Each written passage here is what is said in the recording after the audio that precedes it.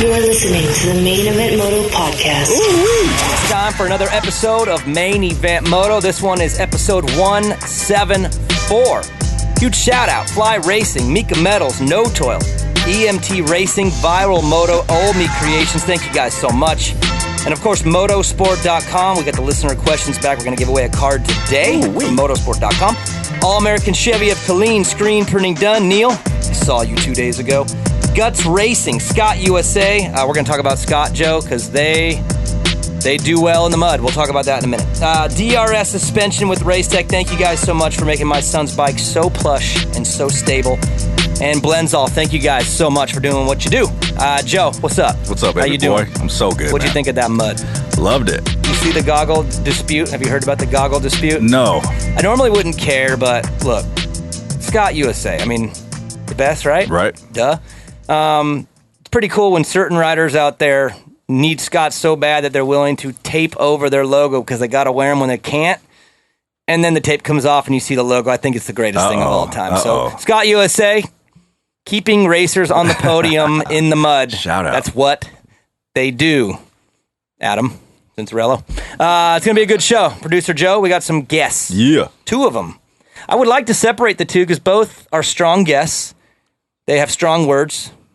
One of the guests everybody likes. The other guest, it's 50-50. We'll let you guess who that is. Vincent's no, I'm just kidding. Vincent about the same rating as this guy. Cooksey's back on. Chris Cooksey, what's going on? What up? 50-50? I'll take that. I'm good. If I were you, I'd be happy with the 50 you got. Love me, hate me. I don't care. How about 100% approval rating? Maybe even 105. At least. Because of the extra from Joe. Yeah. It's, I wanted to say Coach Rob, but it's Rob Beams from Moto E. What's up, Rob Beams? How you guys doing?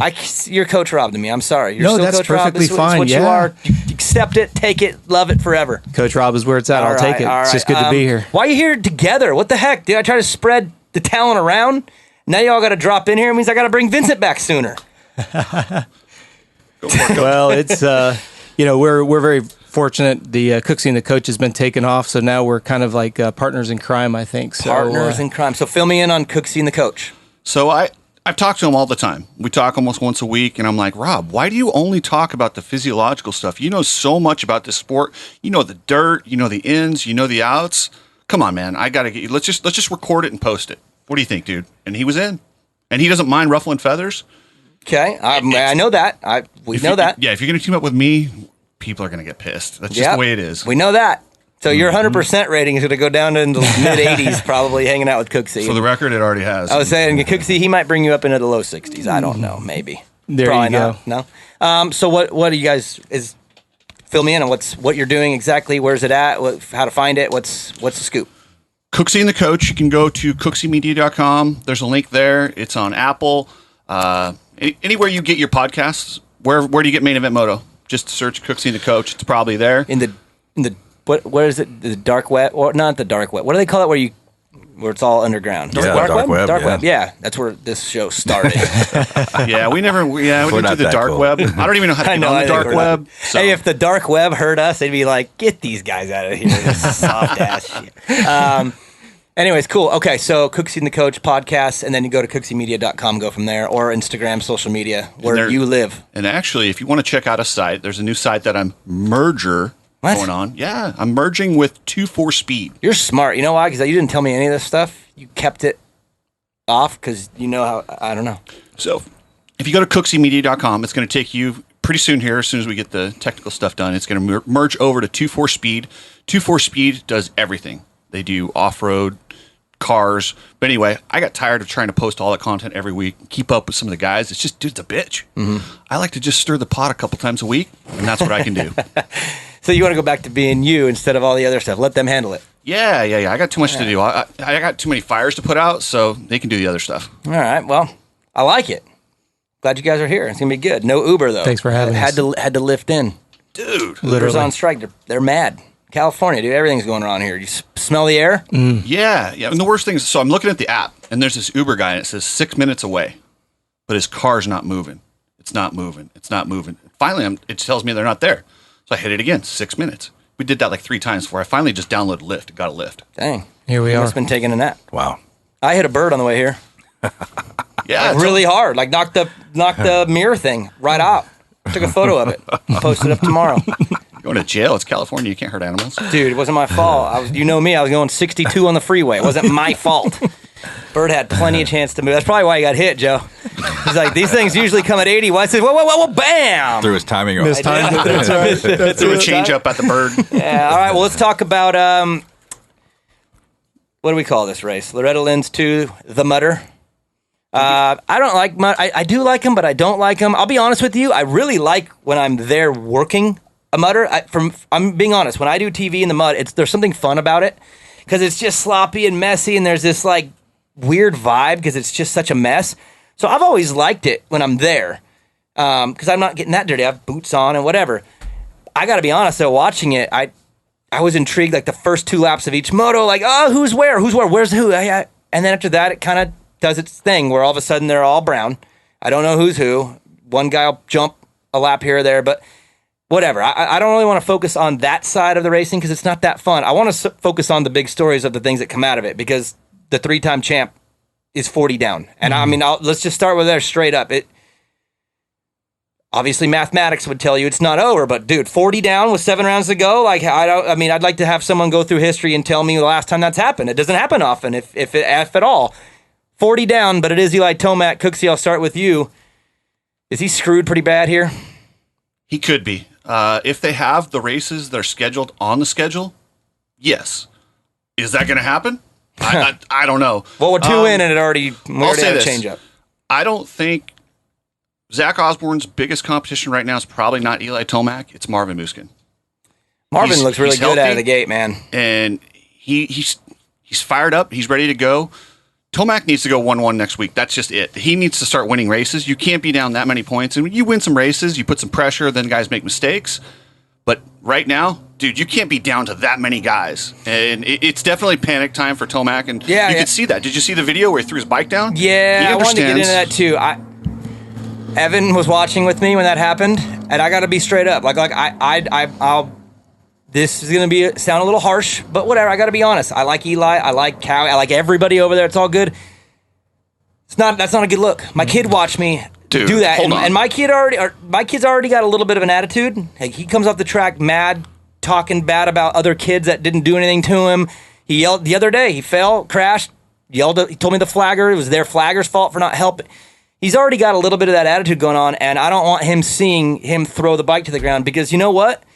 Whether it was the bike's fault or his fault or everyone's fault, whatever, it's just not a good look. And you know what? The TV went back to it a few times over and over, and I get it. You want to show emotion, but that, Coach Rob, that's in my opinion, that's not a good look. My kid watched that, and the first thing he did was turn to me and goes, whoa. And it's like, dude. Yeah. Maybe if I had a really mellow, nice kid, it'd be different, but I already got a little kind of firecracker attitude kid. The last thing he needs to see is that. No, 100%. 100%. And if I may, some people may or may not like this analogy, but if you followed AC in his amateur career, there's that year that everything that could go wrong, they literally left midweek because everything went so sideways. Like 3 DNFs right out of the gate, right? But the point is it wasn't like AC came in throwing his helmet, ripping his goggles off, throwing the bike down. You know, Alan C. would have cleaned the floor with him had he done something like that. But I have to agree with you 100%. And as I said in the Instagram post, can you imagine if your dad was the mechanic and you just threw the bike down? How disrespectful would that be? It would be. And you said, everybody at Cowie. To me, that's just, if I'm up 20 hours a day trying to get that bike going, we certainly don't put a bike together so it would implode. Right. At some point, as you said, I think Tomac owns it. Hold on, Jeremy Martin could keep the bike alive, Tomac couldn't. For 20 minutes, too. Jeremy was baby in that thing, man. I struggle with this because while I don't like that he threw the bike down, take these guys that act like robots. No, I don't want to just crucify him because he pushed the bike down. Let's have a little bit of emotion. I agree. Swung too far, and I'm going to say, you know what? I'm going to give him a pass. The bike broke twice, and he's had issues with the Cowie. Yep. So as long as he didn't start it on fire, I'm good. And I'm totally cool. And honestly, and I'm going to play both sides of this, Joe, because honestly, you don't see Eli ever really show anything ever. The guy is just so to see it and go to his point of view. He's now 40 points down the championship. It's been a rough start. He had to do the first 2 rounds at an amateur track. One's a mutter. He bumped into AC, and he's probably pissed about that. I get it that he's pissed, and I like a little emotion too. I guess for me, I got caught off guard because my kid was there literally a week after we just had an issue with his attitude. So for me, it was just really bad timing. And I'll give Eli a 100% pass because he doesn't do this all. If he did this 2 weeks in a row, I'd be like, dude, all right, knock it off, man. But one time, I'll give it to him. The timing, Joe, is just a little bad for me because the little dude was sitting right there. And I wonder how many little kids were sitting there, and it was just bad timing. And it was a bad look for him from a guy who normally doesn't have bad looks. He doesn't really show anything ever, So I'm riding both sides here, but I kind of feel like I'm justified in doing that a little bit, right, Joe? Yeah, I guess so. That's a totally different perspective. I personally didn't really have any problem with it, and in fact, I didn't really think that he was doing it towards his mechanics. I didn't take it as like a personal slight towards his mechanics. Just pure frustration and emotion, which we've spent almost 4 years hammering them on showing more of. Yep. And us personally on this show, and so it'd be a little hypocritical of us to come down on him when he finally does. But you're sitting there with your kid, which I can't relate to. Just the timing, That's dude. If he wasn't there, I probably would have laughed. I probably would have laughed. I probably would have, oh man, he's pissed. Yeah, but my kid turned to me, and I'm like, dude. See, my reaction was like, yeah, Eli, finally, get mad. But was that his dad there with him? I couldn't tell. I'm pretty sure that his dad is the one with him, I think. With his back to the camera? Yeah. When he drops it? I think. And obviously it wasn't as a mechanic. It wasn't it wasn't Kranz. Right. I know Kranz. And it wasn't Kranz's fault or even Cowie's fault all the way. You think they want to allow their guy to have a bike malfunction 2 times in I don't think they would want that when they won a championship. You know what I mean? So I just, for me, it was just unfortunate, frustration. It came across. They caught it on camera. And little Butthead was sitting next to me. For me. That's the only thing. Other than that, I probably am fine with it. And again, I'm done with it. If you guys are done with it, I'll give him a pass. He's never been like that. Move on. We're good. Bad timing. That's all. Absolutely. Now back to his situation. 40-point deficit. 40 points and look at 7 rounds. Not a lot of and racing. Zach's. I mean, if the results were all over the place the first 4 motos, I would be a little more like, oh, give him 3 weeks to be back, but. Zach's kind of better than everybody else. And Marvin, Cooksey, don't give me a dirty look. Marvin's right there too. And he looks great. And he's in this thing too. I would not sleep on him. He looks way better than I thought. But let's just say those 2. You got no Kenny in there to mix it up now. You got no Cooper in there to mix it up. The other guys are going to get in there. But for the most part, Zach and Marvin are pretty damn solid and consistent, which means that Eli's got to work them. Like, he's got to work them all the way through. He can't just sneak back in. Can we get into the Osborne and why he raced? Or do you want to hit that later? No, we just got off of one. Let's give it a minute before we get into that topic. Because that topic is hot and heavy too. Joe probably doesn't even know what's going on with that. We'll just wait on that one. But let's finish Eli here. 40 points. He's got to wax him from If here. he doesn't go 1-1 this weekend, it's somebody else is going to have the plate. Do they have to put an asterisk by the plate next year when it's on? No. No, and I'm cool with that. I'm joking when I say that because, I mean... If you can win in 2020, you could probably win in any year, and it's actually probably even harder because it's just all the challenges. It's all over the place, man. The sport right now, it's so good. It's so messy. I mean, even like the 250, we'll get in the 250 class, but I love the sport right now. It's fun because it's all over the place. Again, the mud kind of ruined this one because the last thing I want to do is see Loretta's again, but now muddy. I can't wait to get on to Ironman, and hopefully the weather's clear. Like, I can't wait to see these guys back on a regular outdoor. And Coach Rob, you've been there how many times? This will be 17th year we've been there, yeah. You've been there a long time, okay? Yeah. Loretta Lynn's is rad, but for a pro national, it did just enough to work, but it's not a great... It's not showing us pure outdoor and what we're really going to see. It's like we're through the first 2, what a mess. Now we get and see some stuff, and that's what I want to see is get them off this really gnarly amateur track, because that's what it was for 2 weeks. I just can't wait to get back on some pure outdoor, for me personally. Really? You don't see... When people say it's the amateur track, it's so small, I don't think it's that different than Hangtown other than elevation. It's wide, the start's good. Hangtown, I mean, you can't account for the rain. It's funny you say that. Hangtown, to me, is the closest one to that because the straights aren't as long. It's busier. The high mile per hour is not really there. You just don't have long enough straights there. To be honest, when you're seeing Loretta's on TV, if you just look at some corners, it looks like Redbud, Millville, Ironman in a lot of areas. It's got it all. It just never opens up top speed. That's the one thing, and that's why Hangtown, you mentioned it. Hangtown is always the most frustrating round of the year for everybody because it's the same way. It's real slow mile per hour. It's not long as straights. It's so rough that you never get going all the way. I'm just ready to see him open it up and do some gnarly, big jumps, high-speed outdoor, just to see the traditional outdoors. So I'm saying, it wasn't bad for me. The Redders wasn't bad. I'm ready for the real shit. That's one of the things about outdoor nationals. It's always been you race whatever track's presented. There is no cookie cutter track. They're all different. They all present different challenges. I'm okay with it. If they put it in there every year, I'd be cool with it. Coach Rob, I think the weather helped make it that's workable. On a dry 100%. weekend. That's why I said to Chris, I'm almost looking at the third round as almost like the first round because there was so much different track, weird circumstances, then add the excessive water. I mean, I just think it's almost like all the bugs have been shaken out. We're wondering if we're going racing. It's clear we are. Thank you, Davey. And now that we're out racing, now we get to a track that's a little bit a better resemblance of what we're expecting. Now, to Chris's point, this will be interesting. Can Osborne starting, what was he, 8th or 9th place in that second moto, put the bike down and still come through the pack? Right. Are we going to see that? That'll make a big statement. Marv's obviously a lot fresher than everybody else coming in. Is he surprising you? He is, but he isn't because he's got a lot more energy. And we talked about this in the last show. These kids are just run ragged, just grind, and the season gets longer and longer if we want to get into designations, essentially from A1 through designations, and they get, 7 weeks off, and then they got to go back to A1 again. I think you're looking at a fresh Marv, and it's going to validate what the GPs have been saying. Why do you guys have a season that lasts 9.5 months out of the year? Right. But that, to your point, does he surprise me? Yes, but for the right reasons. He's fresher, for sure. And, I don't care what anybody says, when you come in physically fresh, you've got a lot more mental tenacity. You've got that ability to kind of knock down those hurdles of frustration. When you're already just coming off of a Supercross series, if you want to say, short fuse, huh? Yeah. You're just look at Webb last year. Webb's like, I'm still drunk on the Supercross championship. Do we give Tomac a pass on that as well? That maybe he's like, yeah. Of course, him running into the back of AC, I'm sure wasn't something the way he wanted to start the second moto, picking himself up off the ground. But again, you gotta roll with it. I don't think he expected AC to sit up and pull a tear off, and then, no pun intended, the domino effect went. But then again, what if it had been? What if it's Jake Penhenko's back there? Wouldn't it would be permissible because AC sat up? It just happened to be Tomac, so now all of a sudden it's frustrating. But no, does he surprise me?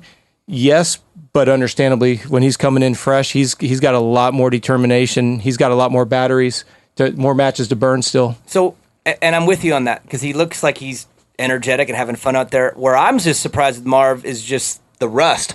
That 450 class is so gnarly, and for him to go out there and just be right up one of them without, I feel like it takes a minute to come right out at two goofy races, again, just different than normal, and be just so legit. I'm just surprised there's no rust because he took, almost a year. Mm-hmm. I mean, Jeremy Martin was the same way. Remember when he came out at Monster Cup and you're just like, whoa, how are you such a good racer already? Yeah, I'm just surprised, and I guess these guys just draw off crazy instincts and experience, but he's just one of them, like no big deal. And I thought with how bad that knee was, well, you look at that training environment though too. It's not like he's out riding by himself, so he's got a good 3 or 4 so he's good racing riding buddies. During the week anyway. He's getting a pace. At least he's able to kind of benchmark off of that up to current pace, if you will, even if the training surroundings are somewhat familiar.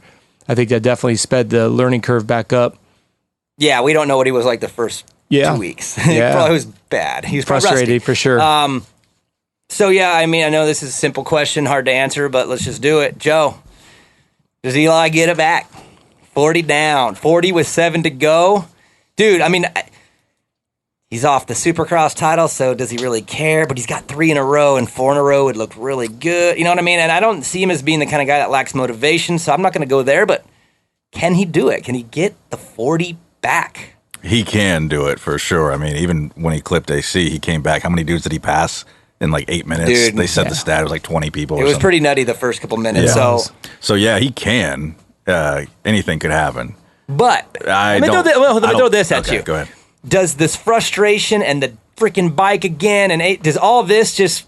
No, I think they're over that. They're past that. So you think he right now is like, oh, you guys are screwed at Ironman, or is he like, screw this? He obviously wants it to be that way, but if I had to go out on a limb, I would personally predict that no, he doesn't make up the 40 points. Okay, so he can, but you're saying no. No. And for what reason? Because he can't get there, or is he just going to be kind of like okayish good? A little bit of maybe a championship hangover, maybe, but I don't think he's the type to have a hangover like that. So you just think he's not going to be able to get there? I just think it's just a rough year. It's a different type of situation this year. Different summer for Eli. Cooksey, does he get it or not? I think he does. You think so? Do you realize how unbelievably rad it will be as far as following this? 40 down. Like, This guy if he has gets been- to it, it's going to be fun to watch. He single-handedly killed the chase debate by doing stuff just like this to come back. He's either going to get it or he's going to get really close and make it exciting. That's what Eli does. Okay. Is the chase debate killed? Not to me. I didn't think so. Well, did you hear much about it since Eli's been making it exciting almost every year? No, I've been just waiting for him to You're the only retire. one and talking then only we'll bring it only on back. this show. It was getting some real traction up until that point with people who could make the changes. Have you heard about it? No. Do you sit next to me at night like my wife does? She's heard about it every night. Last night we were arguing. No. The chase is not dead to me.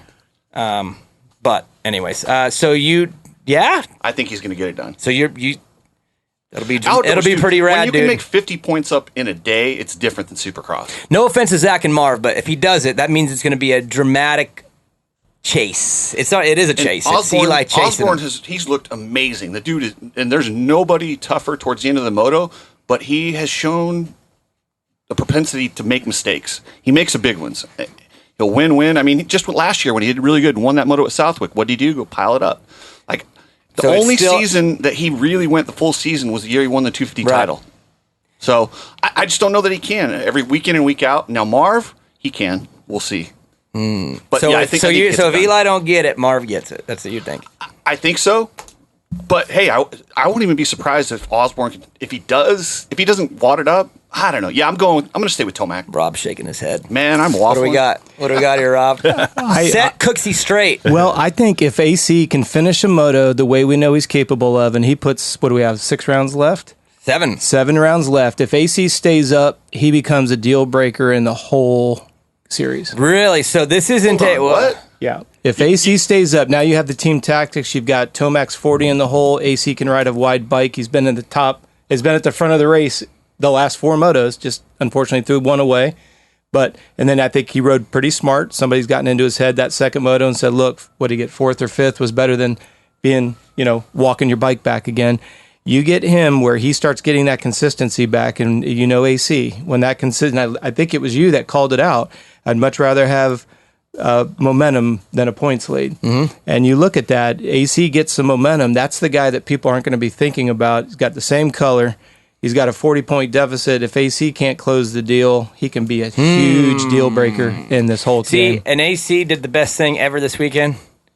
Just finished both motos. Like, and did it legit. Like I said, he's just got that mentality that dude wants to win too bad. And he needs to realize that maybe he is. I mean, obviously he is. You can win, but it takes a base. You got to build a new habit, build a new foundation of, hey, I don't throw them away. And then all of a sudden, you look back after the year and you're like, wow, I don't throw them away anymore. I don't do that no more. And that's, to me, I said it on Pulp last week, actually. I said it's just a mentality shift.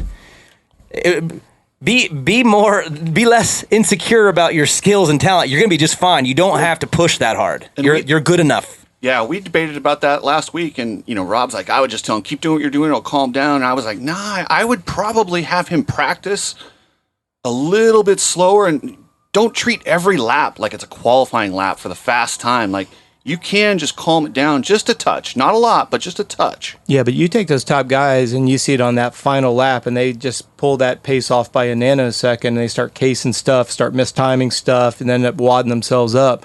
I don't think you do anything to AC except tell him to finish 2 motos. If you look at the first 4 motos so far, he's been the most consistent guy in that top 4 halfway, or not in the second. He wadded up on lap 3. But if you look at that coming out of the first turn and who's in it.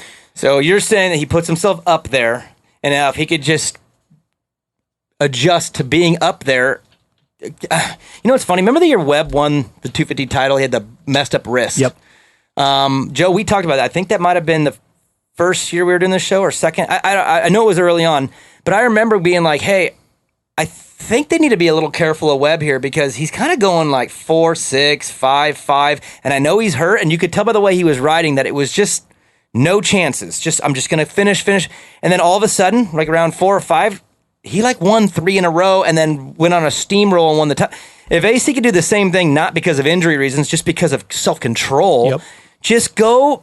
What do you do this week? 3-5? Yes. 3-5. How about this week at Ironman? Go 4-4. And then the next one, go 2-4.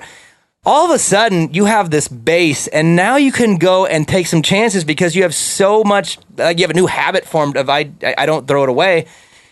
Then you can be the 1-1-1-1 guy all of a sudden, and then all of a sudden you're in it because Zach gets DQ'd in practice or something, which we're going to get to. Well, I mean, what do they always say? You know, we're going to wait till champions- listener questions because the first one is that. Okay, so okay. I know you want to go there. Just wait. I'm dying to. Well, you just think about what do they always say? You know, champions, they manage their bad days to keep them in the championship hunt. Yep. And AC, these first 2 rounds, has pretty much thrown that away, no pun intended. Mm-hmm. But look at how quickly he's turned that around in Moto 4.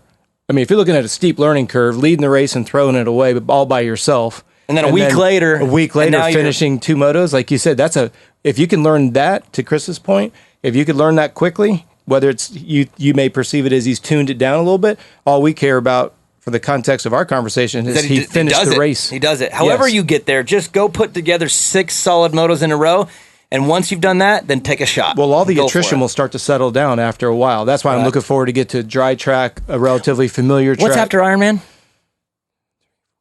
Loretta's again. No, God. Millville?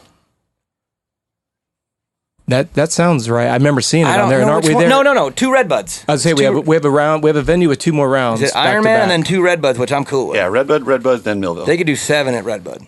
Yeah. Just I mean, just think about how rich that's going to be. So Redbud is it's its the own best. animal. It is the best. Yes. From a guy who hates outdoor and gnarly tracks, and Redbud to me is gnarly in its own way. Everyone's like, oh, it's just so fun. Look, Redbud is gnarly. That's gotta be hard. It's still the funnest track ever because it's just designed. It's like if someone just had a. For me as a kid, I grew up, I had mashed potatoes. I'd always bagel tracks in my mashed potatoes. My parents would be like, finish your dinner. And I'm like, with the fork, making a track. It'd be like if someone just grabbed a fork and carved it out of the mountain. That's Redbud. Just perfect. Absolutely you know what I mean? perfect. Like me, little 6-year-old eating, perfect designs. So you race there? Redbud, yeah. You send the leap?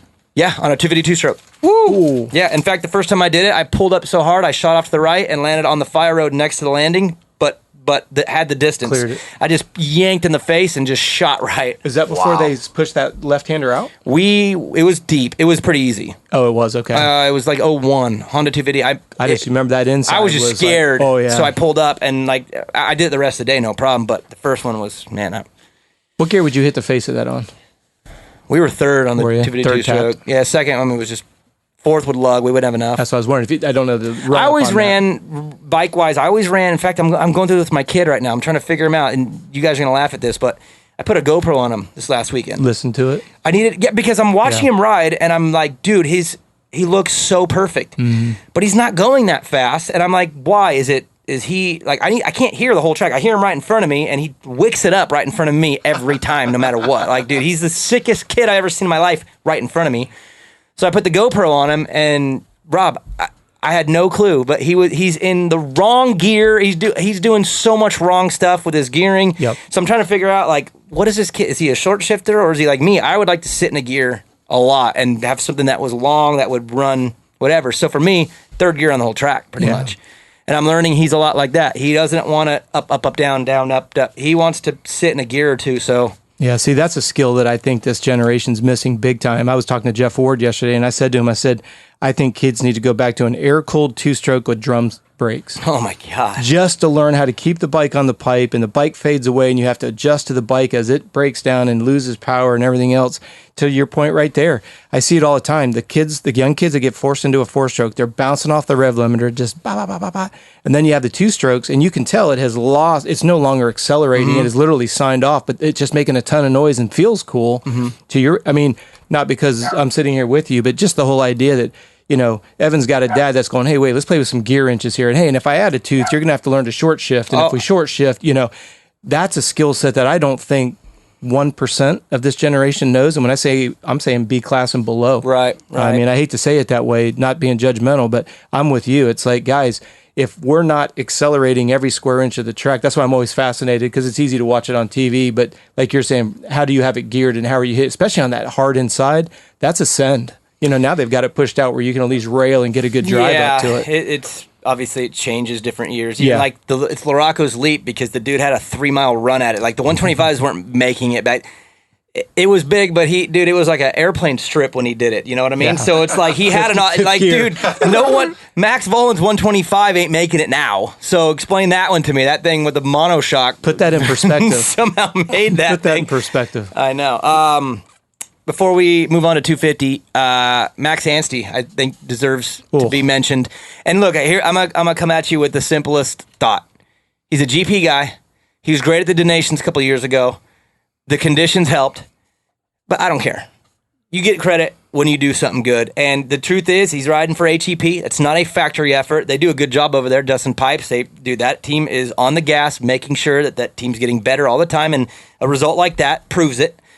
He's not on a factory bike, though. And I don't care if he's a mud guy who's done this in the past. He's still, and a gate full of those guys was pretty damn badass. And I think he deserves max, no pun intended, credit for his ride. I thought it was awesome. Cooksey. Dude, he's legit.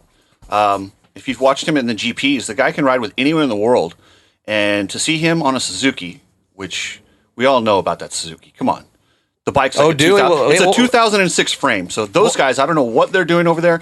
The guys at HEP... Well, it's because they've done a lot of dumb things with frames over the last 10 years. So well, it's probably good. Trust me, the bike's way behind. They're so behind on budget, they can't afford to screw up the frame like they do all the other bikes.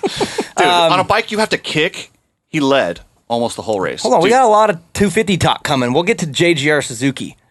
And then winning that. I'm just, don't be trashing Suzuki when they had a day. I'm trying to tell you how good HEP is at taking that bike and putting him in that kind of position. And throwing him on there and almost winning the damn thing.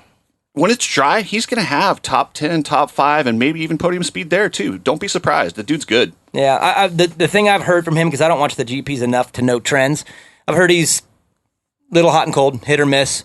And if that's the case, then okay, we'll see that. But that means when there are the hits, he should have some good rides like that. He obviously is getting good starts. The Suzukis are good starting bikes, too. So I think we'll see more of this stuff. I don't know if he'll lead 20 however minutes in, but I think we'll see more of him in that front group looking like one of them for long periods of time. I think. Rob? I have to agree with you 100%. I think it's awfully ironic if you look at Zach Osborne's journey back to Europe and then come back. Then you look at Max going to Europe and coming back. Yeah, and he was an amateur here. Like, that's it. He grew up here, raced here a lot, so he's not some foreigner that's never been. But look at the parallel. He went back home, yeah, and now he's coming back. Same kind of thing with Zach. Obviously longer, but and look at the results this weekend. Grew up a little bit, and then the track goes to crap, and who's up there front handling it? Well, and that gets me on my soapbox again about the youth of today. It's like, they're all whining about their fourth practice bike on their own private track being dusty. It's hard for me to be empathetic to that. If you look at the journey that those guys went through, riding tracks, and you've been around it for forever, the conditions over there are rough, the food is rough, the whole environment's different. You have to learn to perform when things are unpleasant. Exactly. Yeah, you grow up. Grow up, and you don't make excuses. Now, we go back to what we said earlier. If momentum is more powerful than a points lead, Max just got a lot of momentum this weekend. Mm-hmm. It'll be very interesting to see, because what he does right away. Chris's point is he's been against the Hurlings of the world and everything else. He's not intimidated. And he's proven that bike can get out there and go. So if momentum is your best friend in this sport, we might see a real interesting Max Anstey. Yeah, that'd be pretty good. Well, and I want to ask you, the Achilles injury, he suffered a ruptured Achilles tendon. Yeah. And he's coming back. That's a weird injury. That's brutal. I mean, for this sport. How does that affect his riding? Well, think about it. If you look at the back of your heel, where your calf muscle comes down, that little cordis thing, that is your Achilles that goes underneath your heel. Well, there's a bursa, which is just a fluid sac that it's attached to. When that's ruptured, think about when we ride on our toes, as soon as our heels drop below the horizon of our pegs, that Achilles tendon is being pulled up on. So it's flexing a lot, especially when you land hard. Exactly. That's why I don't know if that's how he blew it out, but it's a pretty grotesque injury, because if you think about it, imagine that it's essentially pinned underneath the bottom of your foot. You just rip that attachment right out of that bursa. I know that with NBA, NFL players, when they get it, it's like... Yeah, it's a very significant injury that takes a long time. Yeah, your burst is gone, your explosiveness. In this sport, obviously, you're not bursting and exploding off your Achilles, but I could imagine his recovery has been pretty annoying, because that thing is taking a beating every time, especially on outdoor when you're standing nonstop and you're landing. And every time that heel drops below the peg, that Achilles tendon and that attachment is getting yanked on. Well, and I have to think, Because I did that, and Yep. it affects your balance a lot. It affects your balance, but think about a motorcycle. You have a left and a right peg. You have what's going on in front of the peg and behind the peg and what's going on above and below the seat, and it all hinges off our two contact points, balls of our feet and our hands. So all of a sudden now, if you're feeling that, let's assume it's in his right ankle, you're definitely going to, it's what we call compensatory adjustment. You now put more load on that left side, throws the entire bike off. So now you go up the face of a jump, you've preloaded that left peg 30% more than the right. Well, we all know the law of physics takes over. What will be interesting is seeing it when we get into dry conditions where it's just, fourth gear tapped and you hit that face or go through a rhythm section. If we don't see that compensatory adjustment, I don't know what he's done for rehab, but it'll be interesting. He's on a Suzuki. It's so heavy it doesn't go left or right, so we're good. It dictates it for him. Yeah. I would have to think, too, he obviously looks like he's healed up, but when you have an injury like that, maybe if you're coming back and you're a little sensitive, you start kind of leaning on other parts of your body. I know that when I tore my ACL or my shattered my heels, I landed like I thought a perfect dart. Both feet hit perfectly, and the one heel got shattered way worse than the other because I emphasized because I had a torn ACL on the other knee. So in my own head, when I landed, I was like, uh-oh, knee, don't hurt your knee. Boom, put the pressure on the left. So I would have to imagine for guys like him, Marvin, RJ, even then, like, how far are you in your recovery? Are you still babying other things that you might end up biting you? I even wonder about Hunter Lawrence. Like, they said his shoulder popped out while he was riding. Yeah. Okay, so what were you trying to compensate then, like, for that to happen? You know what I mean? Like, usually if you're trying to baby something else, then something else is a little weaker. Yep, 100%. Like that? That's where that compensatory adjustment comes in. If one side is overworked or injured, you're always going to shift it to the other side. Now you've overworked that opposite side, which just kind of creates a cascading of issues.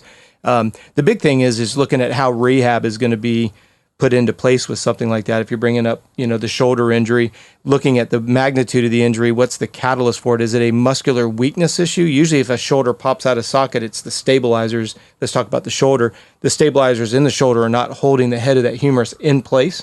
So working your pecs and your lats, those are your big superficial muscles. We got to get down to those small attachments. To help hold it in. Stabilizers, exactly. Because usually when people have that, it happens frequently. Like, I know people that have, like, just in the whoops, hit wrong, boom, they're out, they're done. And it's like, what happened? Nothing even happened. Popped out. I was told he did have an MRI, and structurally, it's all good. Oh, that's good.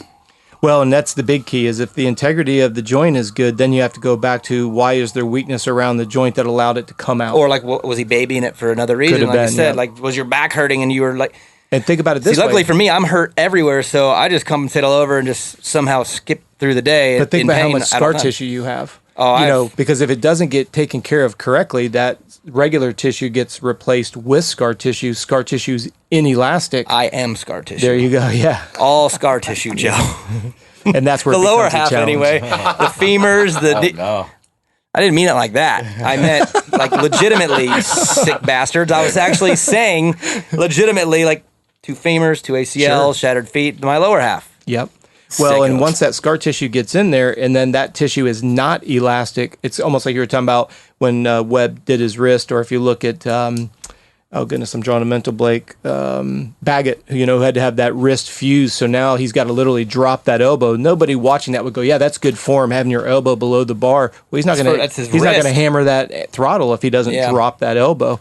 So that's where it's probably the easiest illustration. But then you just start the domino effect of this problem creates this problem. And let's face it, as a human, you're just trying to wrestle this moving gyroscope known as a motorcycle through to 3-dimensional turns at speed. And that's just a Molotov cocktail waiting to happen. That's pretty spot on. Yeah. And that's exactly what it is, especially for this poor guy on the screen. Who's this? Is this last year? No, this is that was weekend. Saturday. Well, we were just watching some replays of something. So, yeah, who is that poor guy? Oh, Barsha. Can we talk about him real quickly before we go 250? I don't know what happened in the second moto, but damn, he was sick in the first one. And then, like, what the hell happened in the second moto? I don't even know. I don't know, but if they could just start every series, run 3 rounds, and call it, he's usually pretty good. Every start of every series, he's good, and then he just. And one of them's got to be muddy. One of them's, oh yeah, for sure. Yep. Yeah. Oh my How about those Yamahas? 1-2. I know. I'm happy for Tickle. Like, I'm really happy for him. Yeah. I mean, just the guy's been through a lot, and he's obviously not going to get a lot of press because it was a mudder and it was this and it was that, but just straight up happy for him. But dude, confidence. Now he's got confidence. Whether it's a mud race or whatever, it doesn't matter why you get up there. Once you get up there, it's like, man, it just helps. Yeah. Well, but then we bring up the big elephant in the room. Are we back to an environment that's conducive for this chassis on this bike, which is not anywhere else, which is the whole reason why Barsha is probably not coming back? Yep. Now we're back to, that's the frustrating part, Speaking of frustration, as we watch Moto 1 come to a conclusion, this is Eli. Does he throw the bike in the first one or second one? I was told that video, I posted one and I was told it was after the first moto. Okay. Yeah, I think the second one wasn't that where his bike just stopped and he was like literally in the mud, and I think he just walked away and left it there. I think the first one's when he Maybe, tipped it, threw it over. Again, Eli, don't get upset with me. No. I'm giving you a pass, buddy. Just like you knew what I deal with at home with my kid, you would know I'm a little frustrated. Okay, I have a frustrating one at home. Charles Barkley said he's not a role model. You take care of your own kid. Yeah, Charles Barkley is very smart. All right, Joe. Break. We'll come back. We'll do 250s, and we'll talk about the best bike in the class, the Suzuki RMC 250.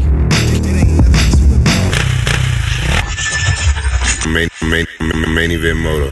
There's a reason I run DRS suspension and Race Tech hard parts with Mika Metals chains, bars, and sprockets on Evans 65. First off, DRS suspension settings work everywhere. I haven't changed a clicker since I put them on. Maybe it's the internals from Race Tech that give it that extra something. American-made products with a 100% guarantee. You don't see that every day. Yeah, the DRS Race Tech combo works for me. And what can I say about Mika? First off, they've been with us since the beginning. The quality of their bars is top of the line, and Mika is the only chain and sprocket combo I run. Motoheads, get with the program. It's DRS suspension, Race Tech, Mika Metals. Say it again. It's DRS suspension, Race Tech, Mika Metals. Is that good, Joe? Yeah. I love when NorCal companies take the world by storm. Guts Racing seat covers and no-toil filters are made right here at home, but their products travel the country and world on some of the baddest dudes' bikes in pro racing. Who runs Guts? Too many factory teams to list, Joe. Who runs No Toil? Well, it's the only filter Chad Reed will run. Guts and No Toil make only the best. So visit gutsracing.com and notoil.com and step up your game, Motoheads. Main Event Moto Podcast.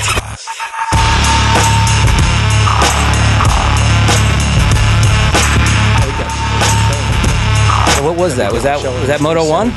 Yeah, we're back. Main Event Moto's back. Episode 174. What were we just talking about? I don't know. We were talking about rules being broke. Yeah, I want to get to the Osborne thing, but you said something happened in the 250 class too. Let's start there. Yeah. Before we talk about the best bike in the class, the RMZ. What's a podium bonus for a guy? Like what, I don't know, but I $50,000? think it's probably something like 50, 25, 15, 1, 2, 3 in the 250 class. That's 250 about, or 450? 250. Okay. So that's about the amount of money that whoever the AMA official was that picked up Amart's bike cost Cameron McAdoo. Because you can't get outside assistance. And I felt bad for Alex, but you can't just ask a guy to come help you. Right. What happened exactly? This is the first moto crash, right? First moto, he crashed the second time. It was like 25 minutes in, right in front of the mechanics. His bike's stuck. It's a Suzuki, so it might as well be like picking up a Goldwing. It was heavy to begin with. He can't get it up, and he's just telling the guy, please. He's like, dear God, help me. I cannot get this picked up. I'll be here all day. And the AMA official, which I think he said was Justin Starling's dad, but don't quote me on that, came over, helped him get going, just like you would like a little kid on a track, and off he went. But that saved him quite a few positions. That's the difference between him getting on the podium and McAdoo. That's a lot of money. Oh, yeah, I see what you're saying here. That's a gray area. Yeah, so what do you do, though, when your assistance is from the people who are the ones enforcing the fact that you can't have assistance? Well, that's where it's If I'm really Alex, weird. I'm like, I didn't force him to do it. No, and I don't blame Alex. If you're stuck, you're stuck. But I don't know. It's shady, and I don't think anyone. I don't know. If I was McAdoo, I might be a little pissed. Do we go back to Daytona when Chad was 2 turns from the finish line and he got his bike stuck and then it finally blew up? He didn't get any help. Nobody bailed him. Are you talking about the old he's on Yamaha, whatever year that was. Leading the whole race. It was a mud fest, and he's 2 turns from the finish, and he gets it stuck and ends up blowing up. He didn't get help there. Yeah, well, I mean, as a human being, I want to get out and help him too. But at the same time, the rules. In professional racing, you have to have consistency, and you can't. So okay, if that's the rule, then don't do Let's it. ask Joe, because he's going to be definitely. I mean, he's affected by this. That money, he gets a percentage of that, being his dad. Alex goes down, stuck. AMA official helps him up. He goes along his merry way and gets himself a podium. Are we rule followers, or do we like the guy? I mean, I like him and McAdoo, but at the same time, I mean, I feel like outside assistance is wrong. You shouldn't have it, but it's the AMA guy. Like, what do you do about that when it's him? Like, if anyone gives you assistance as a rider, take it. If they want to give you a rule, I'm not blaming the riders. I'm saying officials be a little more consistent. Yeah, but okay, so then what do you do, Joe, when you're say you're Mr. AMA, you're Mr. AMA, you have to make a decision right now, but one of your deputy AMAs broke the rule. How do you come down on that? Do you come down on the rider for that, or the AMA official? What do you do? Because I mean, rules are rules. He had outside assistance that helped him get a podium, but it was a mid-level AMA. Yeah, this pains me to say, but Amart should be disqualified for that. He shouldn't get any help. That's or whatever the penalty is for that. Yeah, whatever the penalty is. How do you even do the penalty? Because I mean, he could still be standing there trying to pick that bike up. Yeah, he would have never won the second moto. He'd still be there in the they first get that moto. four-wheeler with the winch. So you're a rule follower, because I'm a rule follower too. Absolutely. We're going to get the Osborne thing, because I'm a rule follower when it comes to have that. fair competition. You have to follow the rules. Yeah. So what do you? He could have just stood there all day. But if it's the referee that makes the Oh my violation, God. who do you punish? Is this though? the fall that Grant said the suction sometimes even caused Grant to not be able to pick a bike Yeah. up because the vacuum? And, Oh, it it's is. true. It doesn't. You could be the strongest man in the world. That vacuum is going to be really hard to pick that bike Let's up. not kid ourselves. He's probably the smallest one out there too. Sure. It's not Brandon Hartraff who just picks competition's bike up out of the mud. That Yeah, was awesome. So awesome. That was That was awesome. pretty Hey, cool. That was my race awesome. is done. Let me help you. Yeah, and you know what's funny is because my son Evan, who again I'm trying to mold into a decent human being right now. He saw that too, and he knows Brandon from when we go down Stout. Say that he's like, "That was really nice, Dad. If anyone crashes next time in the race, I'm gonna pull over and help him." I'm like, whoa, buddy. Don't go too far here. Listen pal. here, buddy. If your bike breaks and your little buddy's stuck in the mud, that's one thing. You're not gonna pull over and help some kid that fell when you're fine. And so I had to straighten that. He went from. He didn't understand what was going on. He a little thought too Brandon far. was just being the nicest guy in the Right. world. I said, dude, if RJ's bike was or if Brandon's bike was running, he was not going to help RJ out of there. He would have roosted him. Well, and we've seen cases where a guy's underneath the bike and dudes will stop. The But that's the different. McDade video is the best Yeah, one of all yeah. time when he picks the bike off of Will Hahn, right? I can't remember. I think it was Will who was literally getting burnt under his bike at Southwick. Yes. That's one thing. But anyways, back to Alex. Shout out to Will Hahn. What do you, dude? What do you do? Could you imagine on camera if all of a sudden A-Ray just grabs and body slams the AMA official? Don't touch my bike! But what do you do? It's like being in the UFC and you're beating a guy up and the ref stops you because don't hurt him. Stop. And then the guy comes like, what do? You can't yell at the guy that's beating him up and then the other guy comes back. Like, what do? You can't punish the ref. That's what I'm saying. It's tough. It's really tough. If the enforcer of the rule is the one who broke the rule, then you can't punish Alex, right? No, absolutely not. Okay. So and you that's don't, probably what they ended up think it doing. would be on the rider to say, "Hey, buddy, no, the rule you can't help me." Well, It depends because- he did solicit it though, and this on camera, throwing his arms up. So maybe by soliciting it, might have hit a gray area there. And I'm going to say this too. It's one thing if someone hopped over the fence, because if I'm Alex and someone hops over the fence and it's a drunk fan, I'm saying, I'm like, don't touch my bike. I know. But if it's the AMA, I'm going to be like, Well, what are you going to do about it if it's the AMA? Come on, buddy, help me out. Do you remember a few years ago in the Motocross of Nations when I think it was Barsha at Lommel went over the fence and Chuck's son was standing there and just pushed the barrier down for him? It got him docked. That's right. Where was that? Yeah. Lommel, the Des Nations. I remember it happening. The legendary Chuck's son was the guy that did it. That is pretty wild. With no malicious intent. None whatsoever. So Joe, you got No, it was Alex is going in timeout. Helpful intent. Alex has got to go in timeout. Unfortunately, Gotta be- with that moto win. And then what about it was the great. ramifications for the AMA official who broke his own rule on top of all that? Yeah, Yeah. everybody's getting in trouble. You got to stand your ground. You got to know your job and do your job. Okay, so we're good there. Can we go on and give credit to where it's due? Alex Martin. Sure. Jeremy won. Good job. Alex, though. Dude, he rode so he good in that second slapped moto. in the second moto. Oh, here's Eli again. That's where it just gets stuck, and he just kind of steps away from it. But see how it's wedged in there? It's not going anywhere. He just starts shaking his head. He does a better job. At least he doesn't, we don't have to get some handkerchiefs and pink panties out and pacifier for him. Whoa.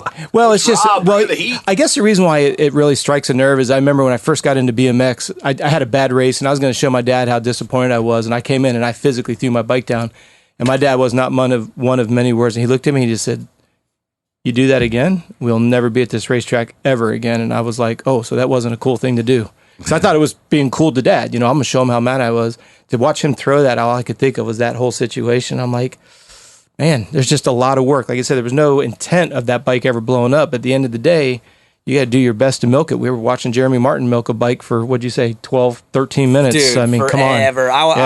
When I saw the smoke, I was like, oh, man. And then there was no smoke. And then you're like, oh. And then it kind of poofed back a little bit. Yep. I don't know what was going on, but he had a... So in the same race, you have a guy that milked it till he got it done to somebody that just rode it till it blew. And, I know there's a lot of circumstances involved, but come on. Right. And AC's bike made it. So, Yeah. I mean, that's the point. It would be one thing if they all blew. Like, the Geico bike... I don't think it's fair to just assume he rode it until it broke, unless we see what's wrong with it. I just know that from habit, just the way he rides, he's really hard on bikes. He's very... He abuses a clutch like no other. They change a clutch every single Triple Crown. I'm sorry. I went my career, I would never change a clutch before 30 hours. Mm-hmm. 30 hours is what I would get out of a clutch. Eli can't go 3 minutes. So that's... I'm not saying he's wrong and I'm right, like I'm some badass. He's obviously Eli. I'm just saying, though, that's going to cost you sometimes. Yes. That's going to cost you sometimes, especially when you get on tracks where you want to use the clutch a little extra to just control things. And, of course, with all that heat, it's just playing with fire, the way he rides in those situations. Yeah, and this generation of riders has rode up with bikes that are so durable, they've never had to actually conserve the bike. Back in the 80s, 90s, like Rob and I were talking about, that was part of the skills. You had to make it part last. Of the game was who could it make was. it last. It seriously Man, was. you kickstart that Mako 490 on the starting line. You didn't do it until right before the race because you knew you were going to lose 30% of power. You knew your brakes were going to go away, but you adjusted accordingly. And sitting on the starting line with that thing vibrating underneath you didn't feel great either, I can imagine. No.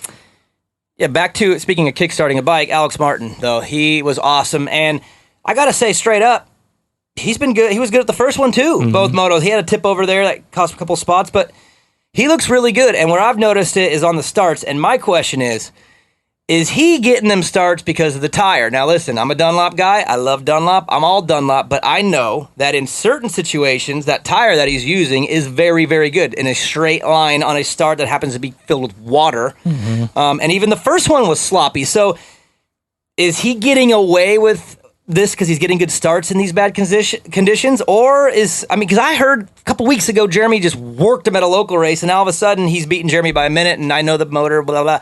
I'm just saying, is he getting away with it because of these starts he's getting away with, or is he straight up the third, fourth best guy in the class? I would say both. Okay, both. A little bit of both? With that paddle tire that he runs, the Pirelli, have you seen those Pirellis? Yeah, it's meant... I cannot believe those are even legal. It's meant for one thing. And you know what? And they wonder why the tracks are falling apart and they're running tires like that. Yeah. Dear God. It is...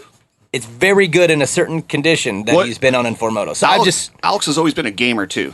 I know he is. Everyone says, "Oh, he's not that fast in practice," but for whatever reason, he rides good in the race. He just does better, man. He's a racer. He's a racer. So congratulations to him and to JGR. Of all the teams that just need some, But you have to straight up give it to him, because I was watching it with Michaela, and I'm like, all right, give it a couple laps, and 3 went to 5, 5 went to 7, and next thing you know, it's 41, and I was like, that's a legit... He walked away from Jeremy. Now, again, you could argue that Jeremy was starting to kind of favor and baby the bike a little bit, but those first 4 or 5 opening laps, it legitimately went from 1.5 to 4.5 to 5. Consistently for those first 4 laps, just kept moving.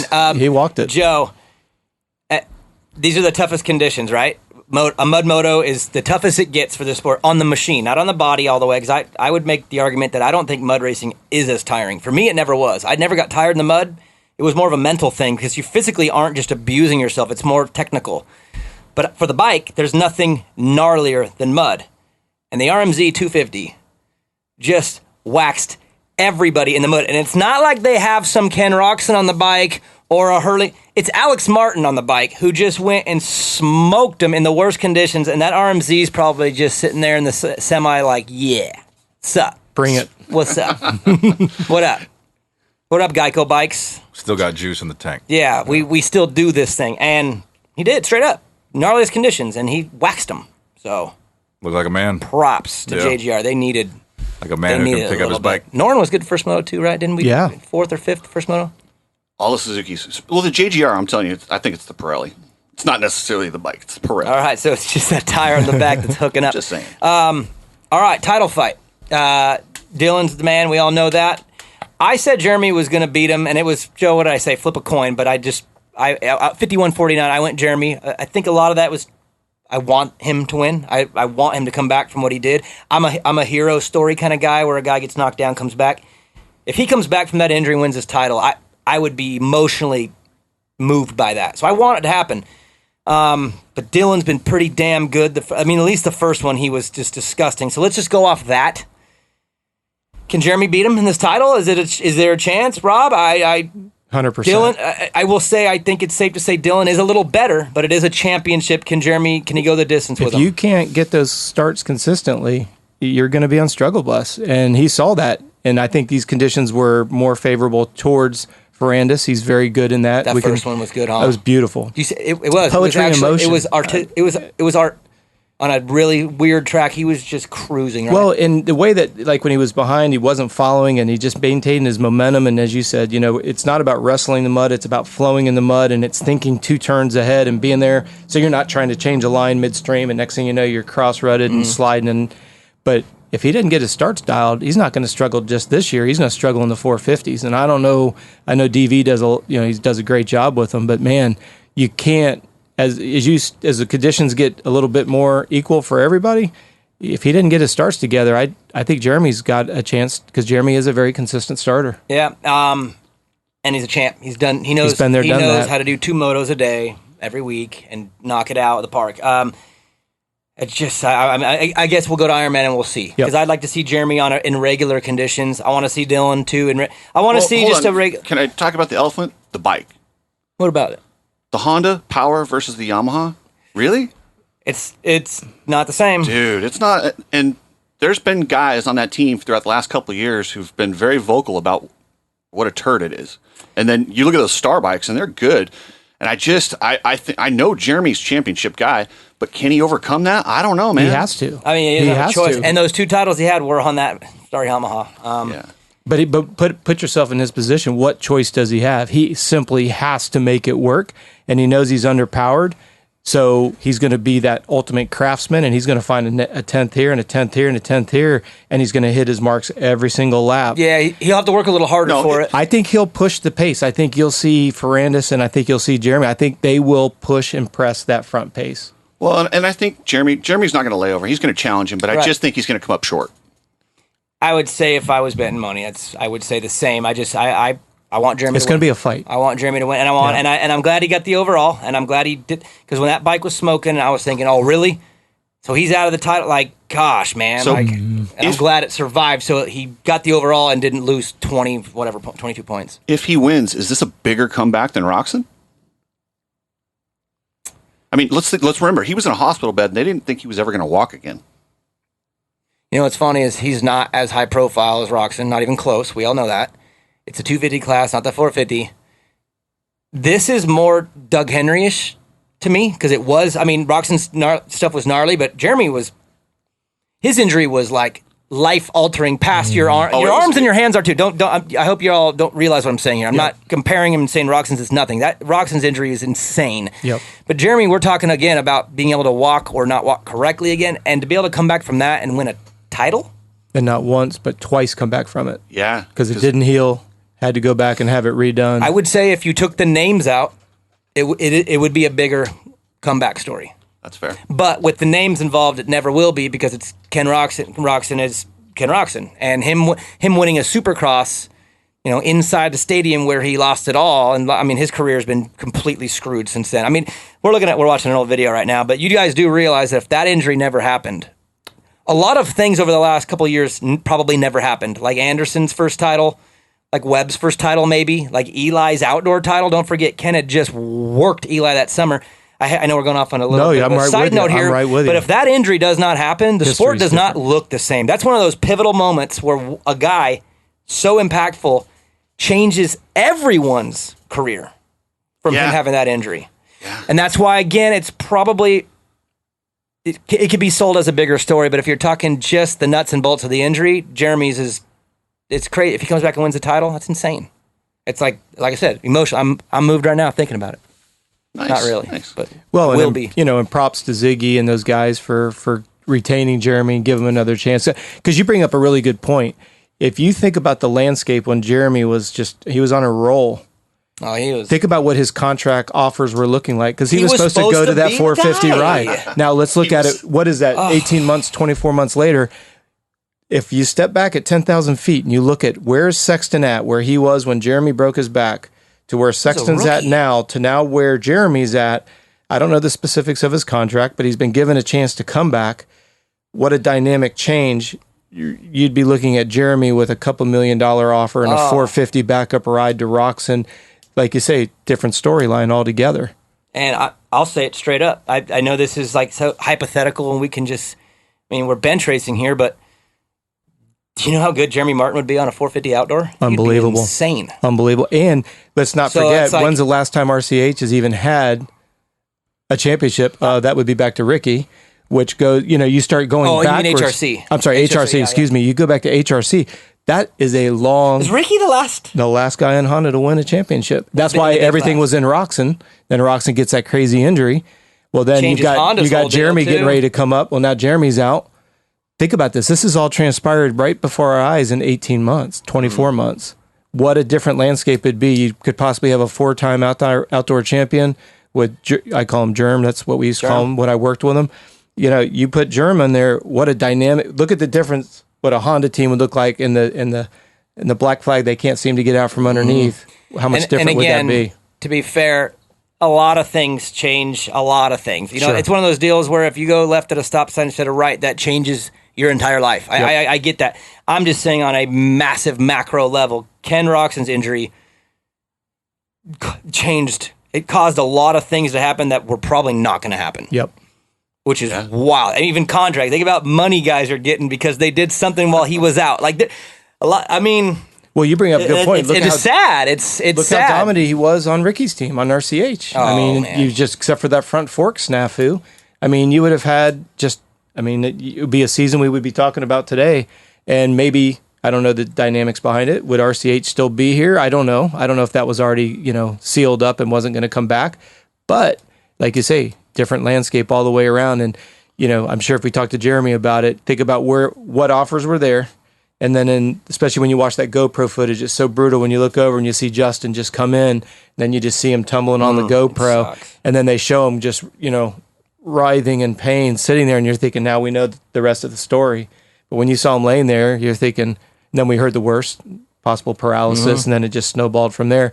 Contracts that were there that now evaporated to now we're talking about the fact that he got the overall for the first time. And yet since the injury, and Ken Sexton. Roxon's not even racing, and then Chase Sexton is going to win the Supercross title next year. It's crazy. I have to agree with you. No, he's not. You guys are crazy. No, I totally agree with you. He has something.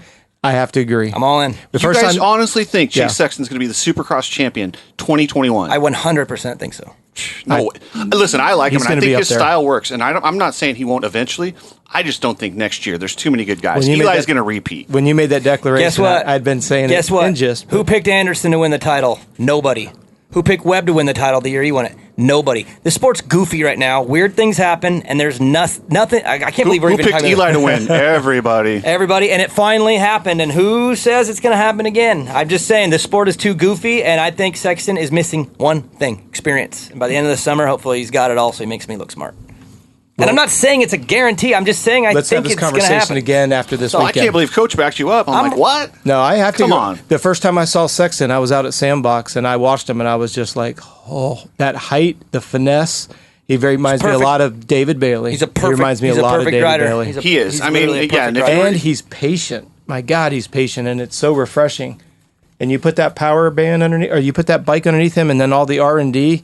And if I don't know you guys what your opinions are about Kenny coming back. I don't think he is personally. At all? No. I've actually been wondering about that. I was wondering if this little break is going to be too nice. This is his Sam Wong song, I believe. I don't think he'll be coming back. That's my personal. I have not talked to a single person, including Kenny.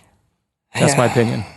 But you put all that R&D at Sexton and Sexton's determination, and he has zero distractions. And you know what? I'll throw this in there too. He's kind of got a bad attitude. He's got an attitude. He does. He's a little cocky, and he's also a little. The whiny's not the word, but a little like. No, actually, you know what? No, I'll say it. He's a little whiny, and it comes across to me as the kind of guy who's going to get in there and do really, really well, and everyone's going to hate him. I honestly think within a couple of years he's going to be a champion, multi-time champ, and people aren't going to like him, and then he's going to clean it up, just like it happened to Ricky, happened to Reed, happened to Stu, even Eli this year. Eli got more love this year than ever because he kind of changed a little bit of, the way he, a little bit of a change. I think he's going to fall in the exact same line, and dude, it's just a path it looks like to me. He does have a little edge to him, and I love and I like that. He held those grudges, and like that guy took me out like a year ago and cleaned him out. Like he gets like he's a bit of a throwback. So I'm not saying he's not going to win. He might even win next year, not the championship, but he might win some races, and he's going to be there. But the championship, that's a little too much. And I don't even want to put those kind of expectations because I want him to come like a little bit slower because he is the future, and he is a marketable kid too. Well, he'll be able to handle it though. Look at his confidence that he said when they said, "Were you surprised that you were fastest qualifier?" And he said, "No," straight up. And he's like, "I was kind of surprised that I was able to match their speed so quickly." No, remember the whole joke about him? He bitch slapped me on the podium at Salt Lake. Remember all that? Steve was making fun of me, or Weege. What they're saying? Because someone wrote in and said, Sexton finally bitch slapped Blair on the podium. And the truth is he kind of did throw a little shade at me in that interview. I love that, and you know what? All I said was that Shane kind of checked, he kind of got away from you, which was the truth. And he literally like jumped out of his own boots. He was so mad that I said the truth because he didn't like that it happened. And he felt there was reasons why it did. He's got a little bit of a fuse when it comes to this stuff. And that attitude you need in the 450. Even Adam, I think Adam, once he cleans up the consistency, he's going to have to be a little less nice. He's almost a little too likable, and you got to kind of be an ass in that class. To hold your ground. I mean, look at Webb, Anderson, Tomac. These guys, they're not nice guys. You know what I mean? You got to kind of be a little bit of a punk to hold up in that class. Look at the guy right now winning in the 450 class. Does he cut anyone any slack ever? No. Dude. He doesn't. I don't care when it is or what it is. Zach Osborne will fight you for every And he's inch. the nicest guy off the track, so this isn't going to compare. But on the track, I mean, dude, he did a knack for no reason down the straightaway and kicked AC just on purpose in that mud moto. Did you see that? Or did you? Yes, I did, but I don't think that was on purpose. But I'm joking. He definitely looked for a guy to lean on. I'm joking. But But he doesn't care. He's there to win. He's got a job to do. Look at that last turn knockout with and you got to respect Savachi. that. Yeah, he's not going to sit down. Killed Savachi. He's not going to take anything. He's not going to take no for an answer. But take that dynamic. You get AC coming into his own. You've got Sexton, who a lot of people think he's kind of fallen into a sweetheart deal. He wants to prove everybody wrong. Then you have Webb in the AC, whether that's fictitious or not. And then you bring Tomac back into the mix. We haven't brought in Anderson. We haven't brought in Muscan. What a hornet's nest. I hate to steer this when we're supposed to be talking about 250 Unadilla Mud Moto. But think about the Supercross series this year. Bring Savachi back. Bring Marvin back. And then Dylan, Shane, and Chase. 5 more in that class. And those are 5 guys that, are good. This isn't like, 5, he's kind of moving up too by choice. These are 5 legit guys that are out. These are men that are like legit top 5-ish guys that could be there. Add those 5. If that was a heat race, I'd be on the gate terrified of those 5. And they're not even in there from last year. Yep. Throw that now back into the class that was already disgusting. Like, the sport is so good right now. Okay, well, it's insane.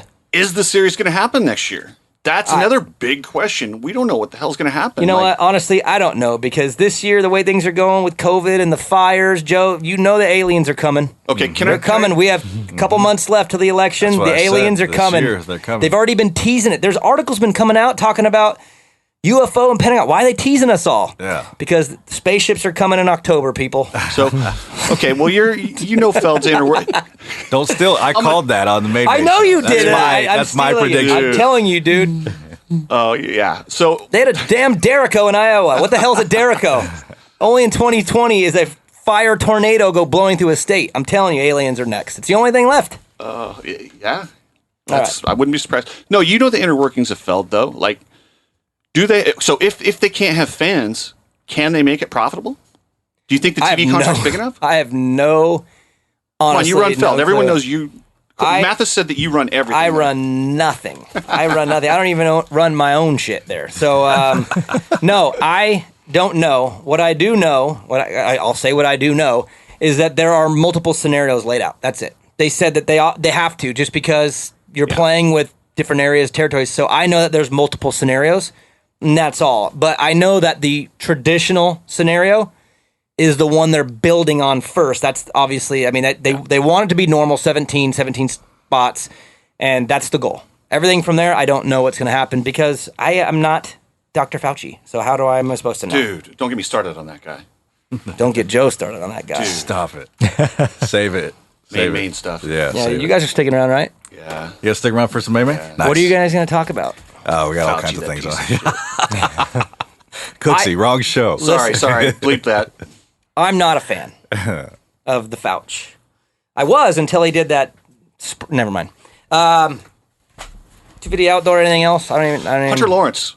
So his contract is through next year. Yeah, Dude, this is getting scary. I picked him to win the title. This is getting and his weird. confidence is getting dropped big time. Like it's looking like kind of like Covington. Can he stop this? Like this is bad, man. Okay, and here's what I'm going to say to that. I don't know what the hell's going on. I didn't know what happened to these first two. I don't know anything about the shoulder. I don't know. But that dude was legit last year. Legit. And there's been injury before Supercross, and then another injury, and then he kind of rode a couple, and I'm just being straight up, those first three, I'll give him a total pass, but it wasn't great in Supercross. It was just a guy feeling it out. This was supposed to be like the coming out party, like the Hunter Lawrence championship run party. I had him, Joe, in my top 4 as a possible guy. Whatever's going on, I have no idea. But Coach Rob, talk about momentum. That he's lost any bit of momentum that ever existed ever. It's been a long time since that guy's been up front in a pro race here. So if he still got it, he's going to have to start all over and kind of build it back up because right now there's nothing. There's 3 Supercrosses that were and now 2 outdoors that were what the hell, and now a shoulder. Like I don't know what's going on there, but we're talking about a lot of injuries really quickly, and he is way too young and too good for this stuff to be happening right now. And unless he's able to come right back and bounce back, it looks like a rougher road back to prominence. You know what I mean? It's just there's just too much bad, Rob. Well, I guess we were talking earlier about how Marvin has been off for a while and he's come back with double barrels ready, resilient, and all that. I can't help but ask, is there a sense of frailty because of excessive fatigue physically and mentally? When you start seeing this cascading of injuries that just don't seem to go the other direction, it's almost like we need to take a pause, regroup literally from the cellular level all the way up, start building athletic durability before we start working more on the athletic maturity. Do you think this happens then? This is going to get real smart and techie. So, Cooksey, I'm not coming to you for this because you're as dumb as me. Joe, you can get on this here. You two smart people can talk. When you come back from injury and you're desperate to get back quick, one time I get it. Have an injury, RJ Hampshire had an injury, desperate, comes back. Oh, okay. You do that 2-3 times in a row, like AC went through for a while. That takes a while to come back because, dude, you come back, you're so desperate to come back quick, then you have another one. And then you're like, oh my God, my career, my contract, you already said contract. Oh, my contract, I got it. If you get desperate like that, you pile them all up, and then you're not the same person after 2 or 3 of these things in a row. Like, it takes a while. Look at even AC. It took a while for him to figure out his own body even. He was different height. He had all these injuries. Like, he had to, like, reinvent himself. Sure. Hunter's young. He's got time in his career, but are we looking at a problem where it's just like this, and that all in a row now? And then, dude, he's going to have to, like, almost, like, rebuild himself brand new. Like you said, is that what's happening here? Let's back up a little bit on what you said. When I had AC and I lost him because Mitch wanted him to go ride with Villapoto, I got interviewed by a magazine when Mitch decided to put him in the pro rig. And the question was, how do you think AC will do in the pro ranks? And I said, determination, work ethic, talent, he's got it. What he doesn't have is he's never endured an injury. The whole time I had him, we'd looped out at Waldo. Did he never had an injury. The only bone he ever broke was his coccyx bone when we looped out at Waldo. So my concern for AC is, and you'll see where I'm going with this illustration, he had never had to go through that mental turmoil of sitting at home, going through rehab when everyone else is out racing and training and racing and training, until he hit that wall in Europe and hurt his shoulder. Then he rushed trying to come back, got hurt again. And what was it that he said when he finally came out and this last year got it? He was in tears saying, what? I thought my career was over. He had never been through that kind of adversity. Our biggest nemesis in the amateur ranks was Cooper Webb. Cooper had gone through broken bones. He had been on that sideline. He had seen what it's like to go through rehab. He'd lost support. Like you said. He had a lot of hurdles to overcome. Well, and then other than Star, he had no options, right? So when you step back, because this is where I'm getting to your original bigger question is, I don't know what the history is of Hunter and his injuries, but if you've never been through one and then you get a multitude of them back to back, like you said, that's where it becomes dangerous, because I don't care what it is. With experience comes more maturity, and more maturity comes more experience, and it becomes a continuous loop of progress. Well, all of a sudden now you finally arrived. You get hit with these huge setbacks, pressures of contract, teams, dads, parents, everybody else. This is where the rushing starts to come in. There's very little wiggle room unless you've got a 5-year deal. You can't really go back to ground zero, reset, rebuild, and come back out healthy again. Essentially what we were talking about with Jeremy. You know, he had that little bit of time. Thankfully, Ziggy and those guys gave him another hall pass. That deal and said, hey, but how often does that happen? Never heard of it before. Never. So my point to answering your question is, I think a lot of that is, hey, and again, I could call up Jace from Gypsy Tales and ask him. I don't know. I don't know what Hunter's history is with injuries and setbacks, because now you don't have that mental resiliency to say, been here, done that, came back stronger. So instead of it going forward, it actually takes a regression. And that's what I would say. So you don't know his history far enough back to know if he's been through a few of these types exactly. of things. That would be my question. If he's gone through it before at 14 or 16, whatever, then you're like, oh, it's just a hurdle. He'll be fine. But if he's like AC, where you've been able to escape most of this till now, and all of a sudden you're piling them all together. Well, let's take the pressure off of Hunter. Let's go and talk to Cooper Webb. Cooper's been through riding with a broken wrist with Star Yamaha. You don't think he's leaning on it now with his back injury? Oh, yeah. He's been there, done that. He knows how to make those things work, come back from them, all that stuff. Marvin, coming back stronger than he went out. Yeah. You see the consistency here? And that's where I think the verdict's going to be out. I don't know his history. I don't have a way to contact him or ask him, but that would be the thing I'd want to look at is there's that finite line between that mental, I say this all the time, does confidence create accomplishment or does accomplishment create confidence? And of course they're interrelated. Now you get thrown a curveball like this, contracts just pending around the corner. You've still got these contract obligations. Little brother is a superstar that everybody loves, even though he didn't do very well this weekend either. Now take that example. You came over to the States and you were the next big thing. Your brother now surpasses you on YouTube, Instagram, gets all the media. All of a sudden, you're at the track. Oh, shit. My little brother's gapped me and now surpassed me. So you're out there trying harder, and now you just DNF'd a race with a shoulder injury, and your brother's top 10. So now you're being compared to, I mean, you can see this as a kerosene on a fire. It is, and I'm very anxious to see what he does, because the skills are there. We've seen it. The dude is insane. So I was blown away. I was out at Tyler Rattray's place working with an athlete. Just recently? Yes. How's his place? It's gorgeous. Okay, because I know he's been working on it. I didn't know if he was done or not. Unbelievable. Did he do a good job? He killed it. Absolutely. He and Sam did just a phenomenal job. And I was working with Everett Clark, who's from out here in Utah. Yeah, he's is he Colorado or Utah? Utah. That kid was hurt for a little bit. Clark, right? He's healthy now? Yeah, he's healthy. We've been working with him for a couple months, about 4 months, right after we came out with you guys. And they wanted to come work with Tyler, so they came into Florida, and I went out to watch, Everett, see how he was doing. And the reason why I bring it up is the Lawrence brothers and Anderson were out there, and you watch Hunter on the track, and I thought the same thing. I'm like, wow, because I'd never seen him in person. I've only seen what everybody else has seen, and I was just like, Lord, that boy's fast outdoors. And then, the first 2 rounds are what they are now. Yeah, the first moto is. But you have to see him. Kill switch gets ripped off. Yeah. Now he's got the. But you watch him on an outdoor track, and you're like, how does somebody go that fast? And he's strong too. That's why I'm wondering what's going on with the shoulder. Well, we'll have to find out. I mean, straight up, this sport is all about being tested, and his test is now. I mean, this is devastating. You've got to go. And I was talking with some athletes this week about this. You've only got one bank of energy. So when you split that between trying to heal and trying to race, both suffer. You've got to put all your energy into that one. And obviously it takes a lot of cooperation with your agents and teams and managers and everybody else. But when I'm working with my clients, it's like, all right, let's set some realistic expectations and let's manage those expectations. What we can't manage is the unknown. I know that sounds real hokey and psychological babble, but it's true though. It is, But go, sucks, but it's just true. But go talk to Hunter, and you'll see that it's as real as the day is long. And I always say with confidence, you can't touch it, taste it, or smell it, but you can see it when it's not on your rider. And that's the intangible that's so difficult. When I work on a sports psychology program with an athlete, I've got to tie in all facets of performance. And here we're talking about an injury. When somebody gets a physical setback, you're saying, hey, let's get back to what we know works. Let's get all of your energy to healing. But again, when you're dealing with a pro contract on a limited time, it's very difficult. Especially when they want to cut corners and get back. The system requires it, doesn't it? Yeah, it does. Unfortunately. It does. Anything else to be the outdoors, or can we get to our listener Well, question? can we talk a little bit about a guy who's not there, Garrett Marchbanks?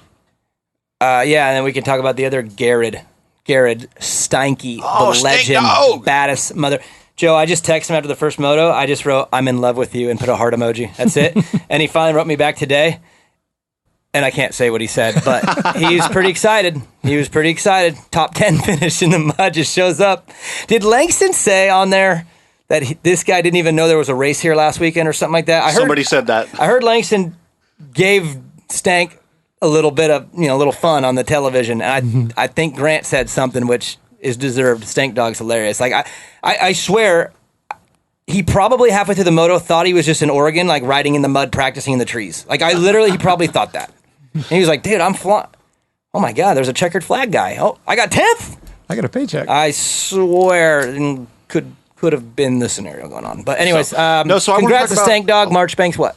So I don't understand the industry. Like, how is a kid, 18 years old, in his second year, wins the Supercross, podiums another one, he's doing pretty good, and all of a sudden now, vanished. Doesn't even have a ride.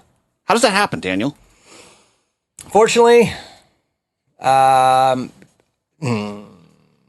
I've heard some of this stuff, but I think some of it's unfounded. And I think a kid at 18 years old, you got to cut them a little bit of slack when it comes to, the way they act, especially the way they've been babied. I don't think it's that. Not from what I've heard. I've let's just say, I hate this. Let's just say that when you're an athlete in a sport and you have your people around you, you have your team, your family, agents, managers, you have your group around you. Sometimes you are on the back end of how you are represented by others. And let's just say those aren't always great. That's why some people do their own thing. Zach Osborne does his own deals. Some riders do not want to do their own deals. Just leave it at that. No, and I'm going to go ahead and expand on that. And, I've had some good talks with Garrett, and I think he should have, well, I'll just say this. There was a deal in place. He decided, or somebody decided in his camp to race instead of, and it all blew up. And it's crazy how this sport, you get hurt, and all of a sudden, all the offers just disappear. But I talked to him, though. He is training again, and the injury that he thought was going to be like a year, he'll be back in no time. That's good. I'm a big fan. I like when people prove me wrong. As a rookie, I didn't think he was very good. And then this year, I was like, damn, homeboy did his work. But he's working with Ivan, too. Oh, who knows, man? Which rumor do you want me to tell you about that? Any of them. Whichever you think is most accurate. Everybody's going to be on Gas next year. Every team. They're Or all Star. Gas. Or Star. Yeah, or Star. Everyone's on Star or Gas. Gas. That's all. I don't know. I've heard too many things. I don't even want to speculate. It'll all come out. What do they do with the KTM 250s? I think the most generic thing that I've heard that seems to be supported somewhat is that the TLD guys go gas and have a 450 and 250 program, and then KTM also brings in a 250 program. And if that's the case, that's more rides in both classes. If a new manufacturer pops in and they're going to do both bikes and create more rides, the math looks better for everybody. So if that is what happens, I think it's great. It's more rides, and there's guys that maybe are on the way out, or even like a Marchbanks who you're going, what the hell's going on here? He's going to land somewhere. Just a confusing story. I think that kid is going to be good. So do I. I think I just can't. It just blows me away to see a talent. Literally, not even less than a calendar year from winning the Supercross to be unemployed with no offers. I think this too. I'm not 100% sure on the ages, so if I'm a little bit off here, sorry. I'm pretty sure Marchbanks is in the Pierce Brown, Jalik Swoll, Derek Drake, Masterpool. I think he's all in that age group. And if you look at all those riders, a lot of talent. Which one of those won Daytona? Straight up. That's all I'm saying. Which one podium the first race of the year? And then another podium in Salt Lake. I'm just saying, the kid's 18. Just because he's big, don't trick, and he's got number 30, whatever his number is, don't fool yourself. He's super young. That is a child still, and he's badass. Raw talent, I ready to think go. so. Somebody's going to find gold. And That's Ivan all. Tedesco is a great coach, in my opinion. I've had long he's the combos best, with yeah. Ivan. I think he's very smart.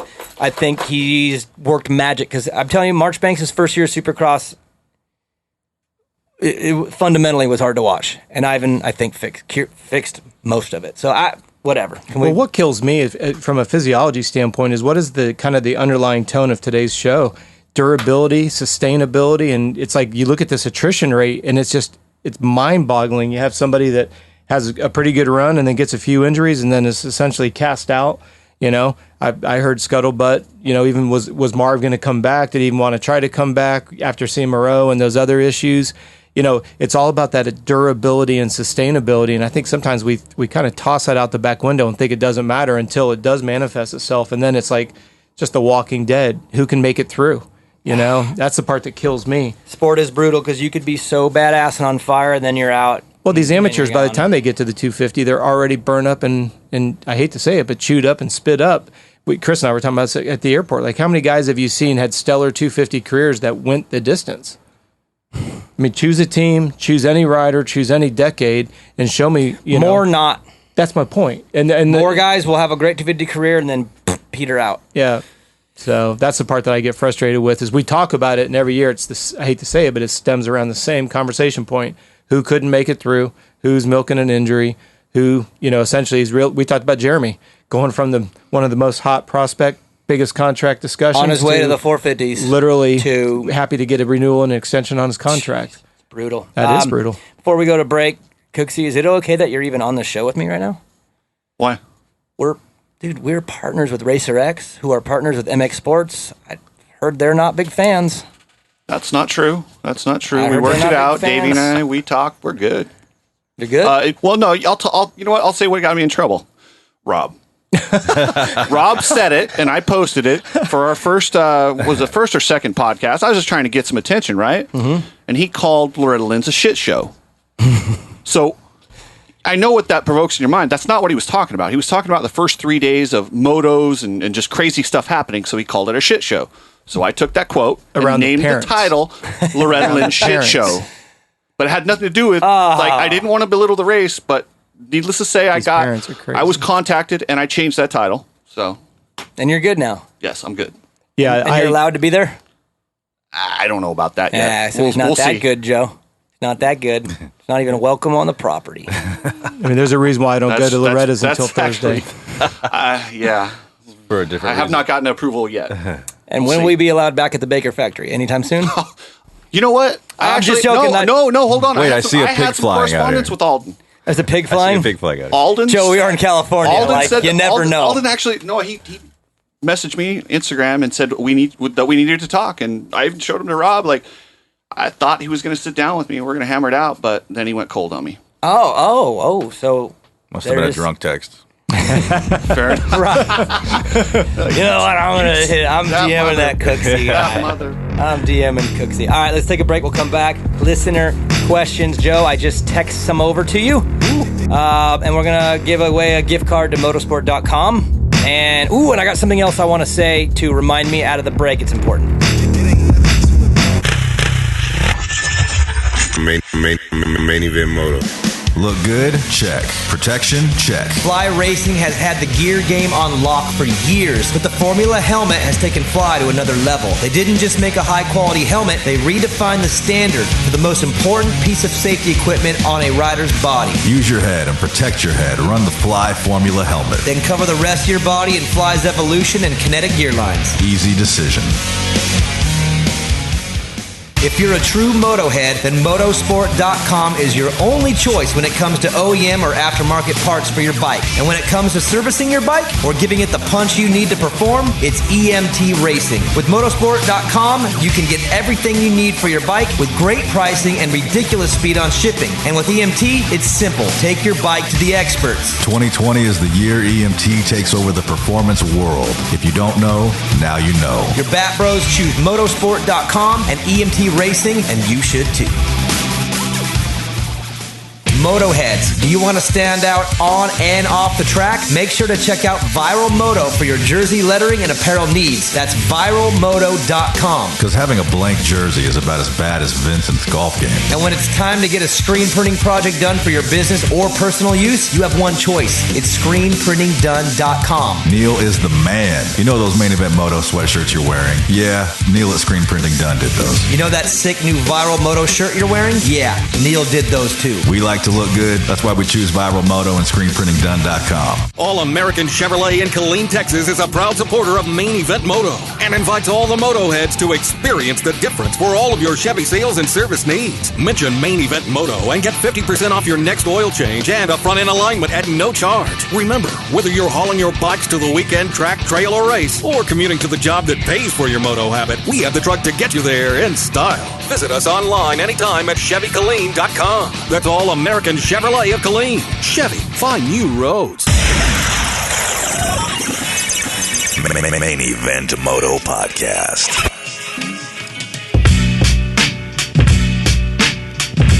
And we are back. Huge shout out again to all the sponsors that make this happen. Fly Racing, gosh, the 2021 gear. Cooksey, looks so good. Evan's got his. Dude, I wore mine last weekend. How'd it go? Dude, it feels so good. Did you see the stuff with the no zipper on it? The Yeah. light gear? Dude, it's so... The BOA? Yeah, well, they put it on the front and got rid of the zipper. They feel like workout pants. They're amazing, dude. It's badass. It's good. The formula. I'm a paint job guy. I think the paint job on the formula this year is good. Did you see I really like the look. Baggett looked sick this weekend with that black and red gear, whatever. He stood out to me. They always do goofy gearways on that team and whatever. And when he goes with the black and red, it's the best. Whatever. What were you gonna say? No, the formula. They got an affordable version now. The CC. Yep. I like those ones too. They're a little bright for my taking. The bright red one, the bright blue one. My wife wants him in something like that because then she can see him anywhere. And he's but on it's the track. affordable, and you get almost all the same safety features. It's just a tiny, tiny bit heavier. Yeah, which you barely even notice. Again, Mika Metals, thank you guys. No Toil, EMT Racing, Viral Moto. Joe, I have a Viral Moto hat for you that I left at home. I'm sorry. Yeah, I'm bummed about that. Ole Me Creations. Motorsport.com, we're going to give away something right now. All American Chevy of Killeen, screen printing done. Joe, I saw Neil this last weekend. What's up, Neil? Looking good as ever. Yeah. Guts Racing, Andy Gregg. He was in Loretta's. Sending photos to the group text, Joe. I said, you don't know Was about that this. Andy? Never mind. It was Andy. That's awesome. I'll tell you later, Joe. Andy broke a big rule. Uh-oh. Scott USA, I forgot to give them the love that they deserve, but yeah, Adamson Sorello, Joe, does not wear Scott goggles. He's not contracted by Scott goggles. He's not allowed to wear Scott goggles, but he did anyway in the mud. And then the little sticker covering the logo popped up, and everybody saw it. Scott goggles, the best. Dang. Look, if you are going to actually go against your own contract and choose, you need to pay attention to who he chose. If I was Scott, that's all I'm saying. I'd be using that in a commercial if I was Scott. I would be too. The oops factor. Yeah, oops. The accidental it'd be oops. great. Some good tagline. What the stars choose when conditions are Right. toughest. This isn't Scott the first USA. time. Even the ones who can't. And then you do a little, little dolphin, little. That's a little too inside. Sorry. People don't know that. The That's dirty his nickname. dolphin. He's listening to the show. He knows. He knows. Hey, let's just say that's not the first time either. That's just the first time we noticed it. Yeah, It's good like call. that. And then DRS suspension with Race Tech. You just send them your stuff. You get it back. Don't ever change a clicker. It works perfect all the time, every time. Just send it and get it back. And then Blenzall. Thank you, Blenzall, for everything. So, Joe, I want to give away some stuff. Yeah. But I don't want this to go like crazy ham. Like, look, if you hear this, like at the end of the week, don't email me and think like I'm going to run out. Like it's going to run out pretty quick. So you got to be on that. Pretty much, if I don't hear from you tomorrow, you're out on this. I went through my closet the other day and found like some boxes of shirts, and I'm like, what are these? Dude, it's Main Event, the band shirts, Joe. Like old Cry of the Lion shirts. Nice. Remember? That's like 06. I want one of those. Well, we'll get to that. I was about to say the same thing. We'll get to that because you can't. I got those. I got early Main Event Moto shirts with, remember the chick going Our to the old logo. bars? Yes, I do. The Pleasantly somewhat, plump. the she's a little bit bigger Yeah. girl going over the bars. Yes. Got those. Got the Main Event Moto, like where he's in the van, all that. Remember those? Yeah. I found a bunch of these, but here's the issue, y'all. I got smalls, mediums, and double X's. Obviously, those didn't sell out back in their run. I have those. I would like to give them away for free. I need to get rid of them. I'm either taking them to the dumps or going to go wash the truck with the double X's. I got to get rid of them. So if you email me, I'm going to just say roughly 15 to 20 people, the first 15 to 20. Email me if you are of those sizes. And guess what? If you email quick and you're both those sizes, like say you're a double X and your chick is a small, say you want both. I'll send you both. And I will literally get rid of them all until they're gone. It's going to be 15 to 20 people. After that, if I don't respond, I'm sorry, you didn't get it. But if I respond, I'm going to send it. You know what I mean? So I don't want to come in too crazy. But you can email me at danielblair125@gmail.com. And if I don't write back again, you don't get nothing. If I write back, it's coming. I just need your address and let me know if you're down to take those sizes, and I'll send you I'll send you some stuff. Like old school stuff. Yeah. All right? Yeah. All right. We ready for listener questions? What about the motorsport? What are we doing for... I don't know. We'll just give away to either best question, funniest question. You want to figure it out? Okay. I guess we'll pick along the way. Joe, this is our Scott USA Adam Cincerello prospect listener questions. First one comes from Samson_Harton417. He says, thoughts on letting Zacho run the B practice after bike malfunctions? Cooksey, go for it. I told you I'm a man of my word. It was the first question. What do you got? It was fine. No. What's the rule? What is the rule? Okay, so Joe, his bike wouldn't run in the first practice, the first and only practice. They got it to run, and they put him in the B practice, and he qualified. Right. He never got to do an LCQ. Remember, it was one because it was a mud day. So he kind of got screwed on this. He really got screwed on the schedule, but the bike didn't work. Cooksey, what is the rule? What is the rule? Top 10 in points are automatically seeded into the race. Is that so? That is a rule. Okay, but no. There's a catch there. It? There's a catch. Due to insurance reasons, they have to complete one lap of practice so they at least know the track, or they are ineligible to go to that first starting line. Now. So that would be more of a rule if, say, you crashed on the second lap, didn't know if you were hurt or not, went back to the truck, and then decided to race. You're in because you did your lap. You actually did your lap. But what happens if you're not in that practice? They can just put you in another one?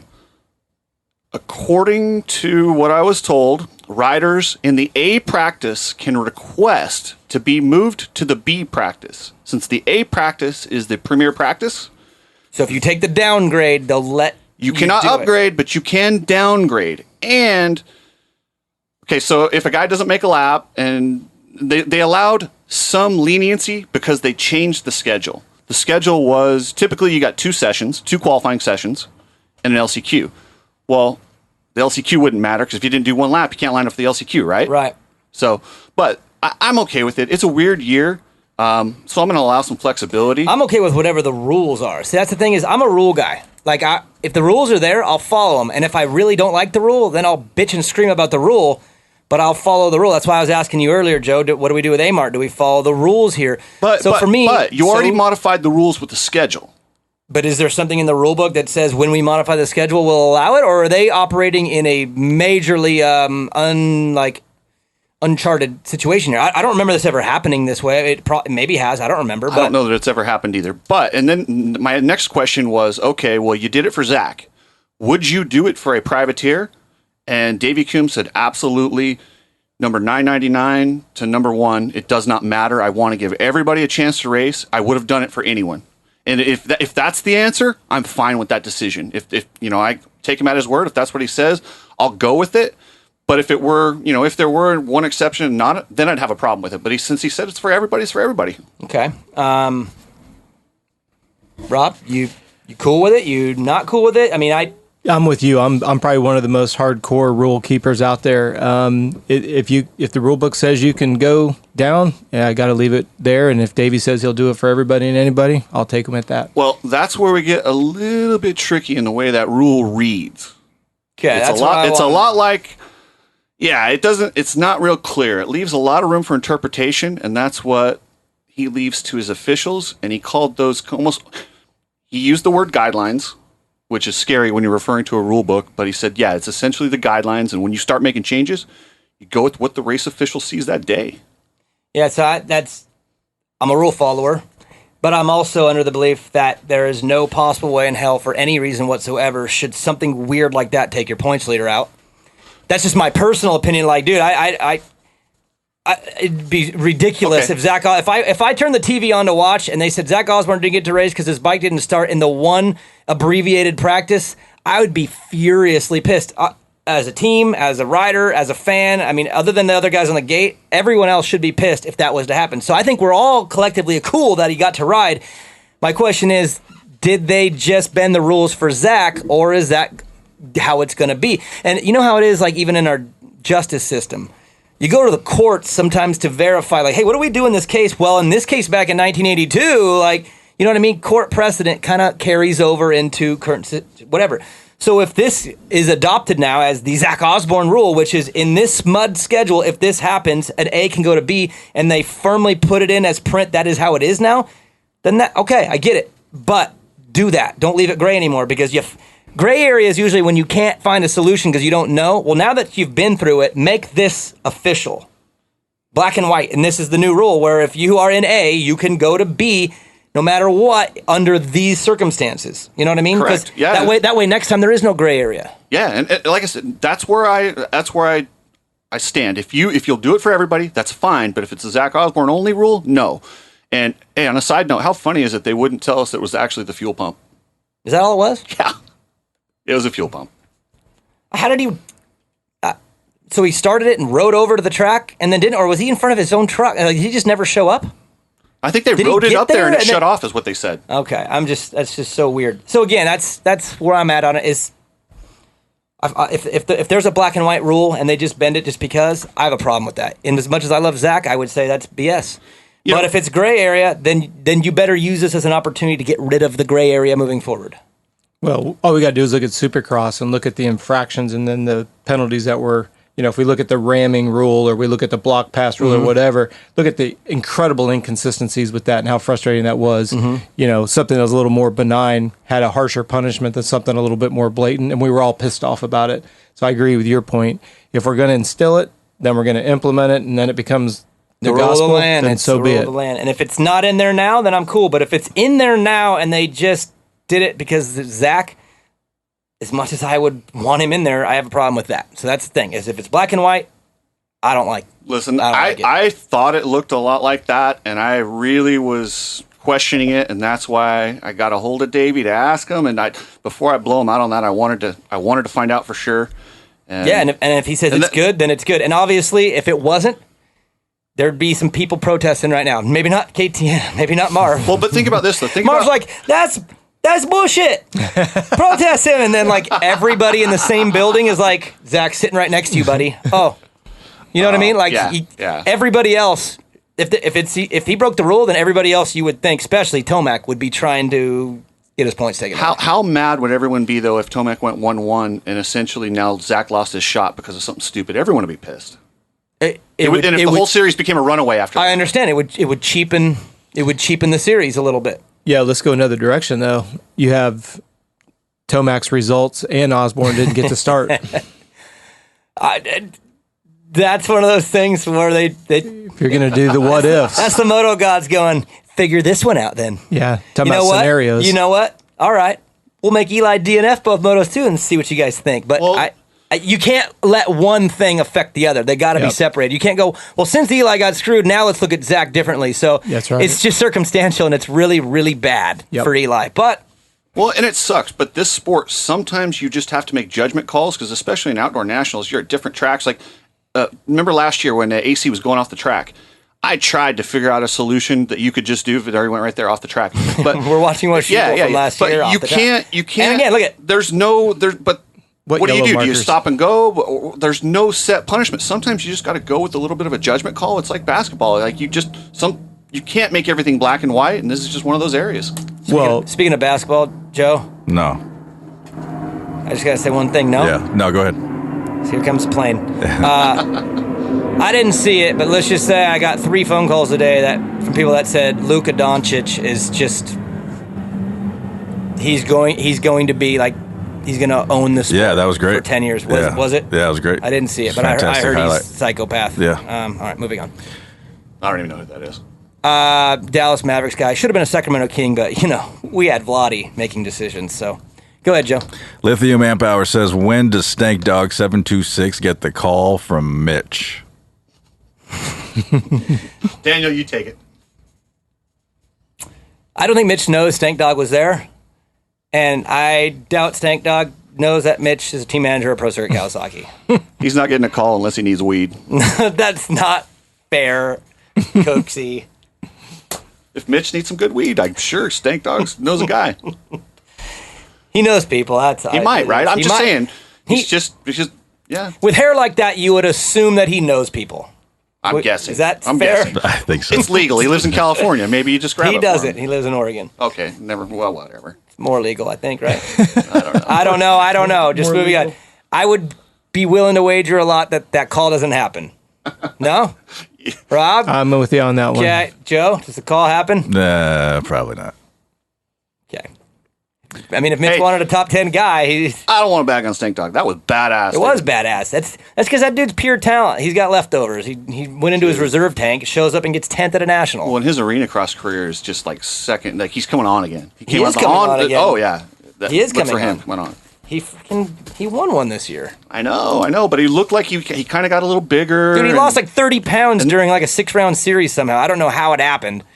But the dude, Coach, what did he do? Stank Dog, put it this way, he had changed his gearing quite a bit from rounds 1 to 6. When you lose weight that fast, that's all synthetic HGH. That's how you lose a lot of weight in a short period of time. Well, it depends on what you were eating. Coach Rob calling it like it is. I guarantee you that. But I guarantee I know, he Stank ain't Dog doing no wasn't doing no HGH. HGH. I would be willing to bet. Whatever I was willing to bet about Mitch in the phone call, I'll double the call at Stank Dog's not doing HGH. He probably just got rid of Taco Bell for a little bit. Boy loves his Taco Bell. All right. Next one, Joe. This is from an OG Motohead, Cody 975 Piscatelli. He says, Cooksey, who's more deserving of the title of the National Enquirer of Moto, DB or John Hopper? Oh boy. Inquire. Well, Hopper's more aggressive and definitely attacks it, but DB has more knowledge. That's a tough one. I'm gonna say, well, DB's a little bit more, The Inquirer, like TMZ, dude. Inquirer, the rumors. I'm more like the encyclopedia. Yeah, I'll go Hopper. You didn't even catch that. I was like, I did. I got it. Super I just arrogant ignored it. when I just said. And I just ignored it. I was seeing if you Oh, guys, I'm just used to it. I did. Oh, Joe's like, Joe's like, oh, he's. Well, the thing just is you speaking work for again. NBC, so you're too I'm not the professional to Inquirer. be TMZ. I'm Wikipedia. That's what I was going to say. I thought more Wikipedia, you just write up what I wish you Wiki- were WikiLeaks. That'd be the Wikipedia, current. yeah, I'm WikiLeaks. Oh, geez. I'm actually not Wiki. I'm Wikipedia. No, you're not WikiLeaks. WikiLeaks. You're I can. WikiCork. I can be edited. Hey, most of our young generation. Hey, by the way, know. nobody's created more stir at a press conference in a while than Hopper just even being in there. They're like, what? How do you get in When? there? Okay, I'll tell the story how Hopper. So, Cooksey Media getting into the Zoom press conferences, right? So, Brandon and They MX still let you in Sports- those? Yeah, they let me back in. So, they let me in, and I said, hey, I've got a correspondent. I did not exactly specify who it was. I just said, I have a correspondent. Can I give him the information? So Man, all you do is So I push the happened to line forward it on to my nonstop. buddy Johnny Hopper. And All he hey, does, he's Joe. professional. He's All he does is professional. He's push got a the lot of line. followers on YouTube. It's good for the sport. Habitual. And he line cares stepper. about it. Okay.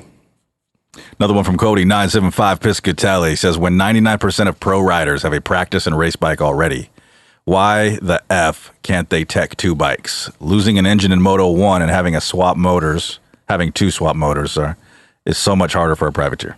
I mean, you can do it at the Triple Crown, but at the regular Supercrosses, you can't No, I do think two, he's talking right? like at the National because all those dudes change their motors. Yeah, but that's what I was getting. I was going to start there. In Supercross, can you tech two bikes on the regular ones too, or just the Triple Crowns? Just Triple Crown. Okay, so this would be the same as a regular Supercross then, where you can't. So that's what he's asking is why not? Yeah, why not? Is it more work? Is it more time consuming for them to get every bike through? I mean, why can't people tech two if bikes? everybody has to tech two, that creates a lot more expenses on the team. I think that's the idea behind it. So they want to keep the rule the way it is, so that the teams don't have the option to spend more money. It's pretty Correct. You have to protect them from themselves in that. Yeah, point. that's what it sounds like. I don't know why you can't be able to do two. I mean, Is it an option of two? Is that what I'm trying to get the clarification of the question? I mean, because like Osborne said, they put a couple of motors in over that race day. You know, is it saying that you have the option to have two motors and it's at your discretion? You can do is as it many mandated? motors as you want, but I think it's like the frame. They put the sticker on the frame. Right, I You have get to that. start and I stop. get that, but to the question of being able to tech two bikes, is it two bikes or two motors? 2 bikes is what I think he wants. That way you don't have to swap the motor. They're saying, hey, you had a motor problem, just hop on the other bike. It's an option, not a mandate. Because I see where you're saying from a privateer standpoint, it's a hell of a lot easier just to pull another bike. Well, there's no way. You don't have a team around you in 1 hour. Way. You can't. A factory team would probably prefer to just change the motor before trashing a whole nother bike with all the factory stuff on it. So for a factory, you don't want the ability. You'd rather change the motor with your crew. Where a privateer, you're like, dude, it's me and my dad. Like, we're not changing a motor out. I think it's about having the possibility of it, the option of it. And let's be honest, too. If you change bikes, even though they're identical, they're different. They're different. never always, the same. Always different. And riders are picky. And for all you privateers out there, I'll let you know a little secret. Your practice bike's better. Every time. What's not? Yes, it is. Every time. You get on the race bike, it's rigid, stiff, it don't feel right. Best thing you could ever do as a privateer, hammer your practice bike, and then right before the race, throw race engine and all the components that matter, chain, all that kind of stuff, on a used stretched bike. You'll feel 1,000 times better at the races. That is horrible advice. It's the best advice ever, and every privateer out there is like scratching their head right now, and just trust me. Trust me. The best thing you could ever do is just put a brand new motor in your practice bike. You'll do better, guaranteed. Yeah, I don't know about that. The new bikes don't feel good. It takes all damn day for them to finally sort of break in and be rigid. Dude, I don't want to get on a tangent. It's literally one of the things I'm most passionate about when it comes to the sport that I learned was the switching from practice bike to race bike is always, it feels and sounds great. It's the wrong direction. The practice bike feels better every time. It's more familiar for sure. Yes, and then you should literally take your brand new bike and make that your practice bike until it's broken in and then swap them. You should never start with a brand new bike. Okay, now that at the races. That I understand. Okay. What I'm just saying is a lot of privateers will train 100 hours on their practice bike and they get a brand new bike. It's my race bike, and they don't touch it. Then they go to round one and they're like, "Oh, I can't ride it." Well, yeah, because you're on a brand new bike. Yes. Put the new motor in your practice bike and you'll shred, guaranteed. The same reason that I said if you swap 2 bikes, they're different. Same thing. Yep, exactly. You're going to be more comfortable in the one you're more familiar with, even if it's stretched out a little bit, which is not a bad thing. Everything's rigid now, too rigid. Joe, go ahead. Grube79 says, do you think Roxon could be suffering from depression? After watching the Moto Spy series, some of his answers to questions and just comments in general sound like symptoms. Rube's getting deep on us here. Personal. Well, and it's not fair for us to speak on his behalf, but I would say, let me do it this way. If I was him and went through what he's going through, and don't give me that whole, well, he's rich and successful and has a wife and a kid coming, his life is great. Yeah, I know his life is great, but you got to remember the standard of, he grew up his whole life trying to be something, and it's been taken kind of from him a little bit here the last few years, and yeah, he's bounced back, but look, this is supposed to, in his mind, he's a 6-7 time champion by now. Yeah, I would be pretty depressed. And obviously, macro level, I wouldn't be. Life's great, but I would say on the day-to-day, I would have some struggles. Knowing that where I could have been and where I am now with these 2 arms and sickness and all the things that he's going through. If it's me, hell yeah, I'm depressed. So I can't speak on his behalf, but I would be bad. Coach has got some good thoughts on this. We were talking about it earlier. Well, I think all the listeners need to stop and think. When you get excessively run down, you're not sleeping very much, working your butt off, doing that excessive fatigue adds so much anxiety, and that anxiety becomes just I've been using the word a lot today, just kind of dominoes and cascades downstream. Mm-hmm. You think about it, he spent literally, he brought in his own physiotherapist. He brought in everybody in-house to try to get ahead of that. And I think all of us would admit or agree or at least acknowledge what kind of energy has he put into that. He's tired, man. And when you're that tired, you're emotionally drained. And I want you to think about it in the example of your child. When Evan was little, when he was fussy, you didn't grab and go to Disneyland, as I teased in the last show. You feed him and put him down for a nap. Mm-hmm. Well, he didn't have that luxury because he's running out of hours in a day. He's running out of weeks to get ready, to get back. I haven't spoken to him, and like you said, we certainly wouldn't speak on his behalf. And I just had an acquaintance of mine actually took her life last Monday because of this exact situation. She just gets down and down and down and down. It's not a game, and I don't want to speak on his behalf, but I would say there's got to be a level of dark days for him because he's not in that limelight, and he has put so much work into it. Can you imagine a lot of us do, work our butts off. Look how long you work the journeyman's journey, and yet, so close but yet so far in your eyes. some people would give anything to have your career, but yet for yourself, maybe you didn't hit all the marks that you were looking for. 100%. I've had people tell me that, and they're like, dude, you had an awesome career. And it's like, for a standard that where you're putting it on the chart, not on my chart, not where I wanted to be or I thought I could be or whatever. It's really frustrating. Yeah. So again, for him, and that's another thing too, is that money doesn't fix everything. Yeah, he's got a nice house. I'm sure he's got a nice vehicle. I'm sure everything in his life, exterior and on that level, is probably unbelievable. We'd all live and dream for that. He's still just a human being, and every day you walk around, you're just a human being. And he is getting these valuable years taken from him, in his opinion. I think he believes that and he's been pretty tough, fought and through. But, dude, you talk about the arms and now the sickness thing. Well, and how many people have told him, you're not going to be what we thought you were going to be? Yeah. I mean, let's just be raw here. And that's why, again, I can't imagine him saying, no, I'm good. Yeah, I'm good. I'm cool with it. There's no way. In fact, if he was good and fine, that would be a little frustrating because the guys work so hard. And if you're cool with the fact that you're not racing and that, you're not winning championships, if he was cool with that, he'd be back home. He'd be done. I do. And Rob's saying, maybe that time is coming. I mean, I walked the track with him this year at one of the Supercrosses, and I could tell you straight up, there was a lot of positivity and negativity coming out in the same sentences. Sure. He seemed like someone who really, really, really wanted things to be back on track, and someone who was really, really, really getting sick of this. Yeah. That's the vibe I got. So maybe this is one of those things where he goes back to the drawing board. Rob said, start over, rebuild from a cellular level, maybe give himself one more shot. Because my hope is that he is using this time right now to give himself another shot and go for it. How long is his contract through? 2 more, I think. Two more? I don't know that he completes it, honestly. I don't know, because what's he at, 27, 28?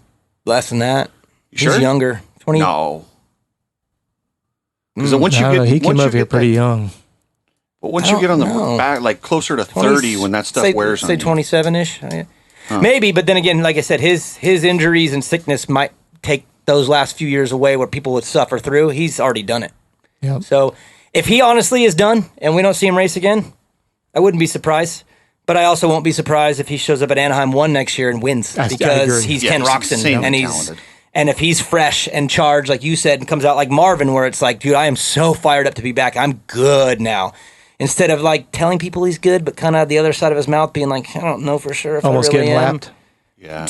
But, dude, think about that rutted track at Loretta's, though. He's probably at home. Oh, I would wreck everyone, not even riding I know right now he's probably watched the first 2, and he's probably like, dude, you're telling me Eli's going to be 40 down, and it was this? Because he would have been insanely good there. Oh, and those ruts? Yeah, he would have been incredible. So he might, if you're asking about the depression, you want to talk short term, he's probably really pissed right now watching the first 2, because no matter what he feels, you always wonder what you would do if you were there, and you know he's watching there going, dude, are you serious? Low temps, mud, ruts. Oh my God, I'd have killed these guys. Like, remember Unadilla last year?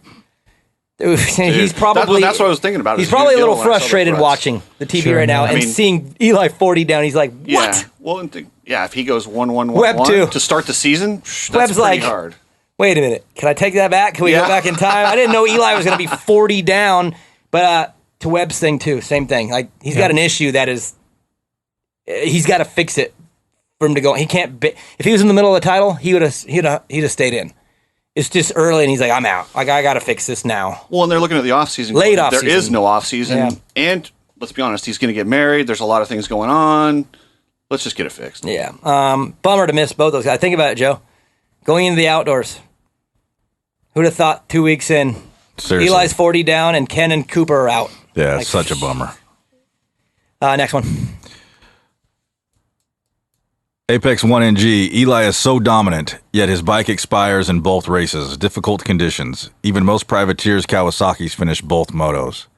This is inexcusable! ! What say the 4 savants at Main Event Moto?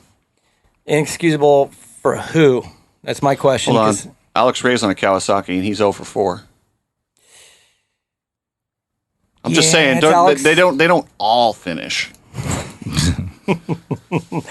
Yeah, but who's the other kid on that team? Rod Bell. Good. Is that Rod Bell's on that team? That's what I heard. I know nothing about that guy at all. I know he was running really good. Joe, Rodbell. That's a cool ass name. Yeah, it is. His Cowie made it. No, again, like not to like come down on Eli, but he's hard on bikes, and in those conditions, you don't forget he came from dead last. I'm sure he was riding extra hard, and it's one of those things where you ride like that. There's certain parts of the bike that take abuse. It happens to be the part of the bike that he abuses anyway. It's just really okay. This is why Kawasaki needs to come out and tell us what went wrong. Because if they say clutch, we all go, there's nothing wrong with the Cowie. But if it's something else, like, tell us what happened. They never will. They never do. I know, but They it's stupid. They're doing themselves a disservice. Yeah, I agree with you 100%. But that's the sport. We don't say things in the sport. We can change it.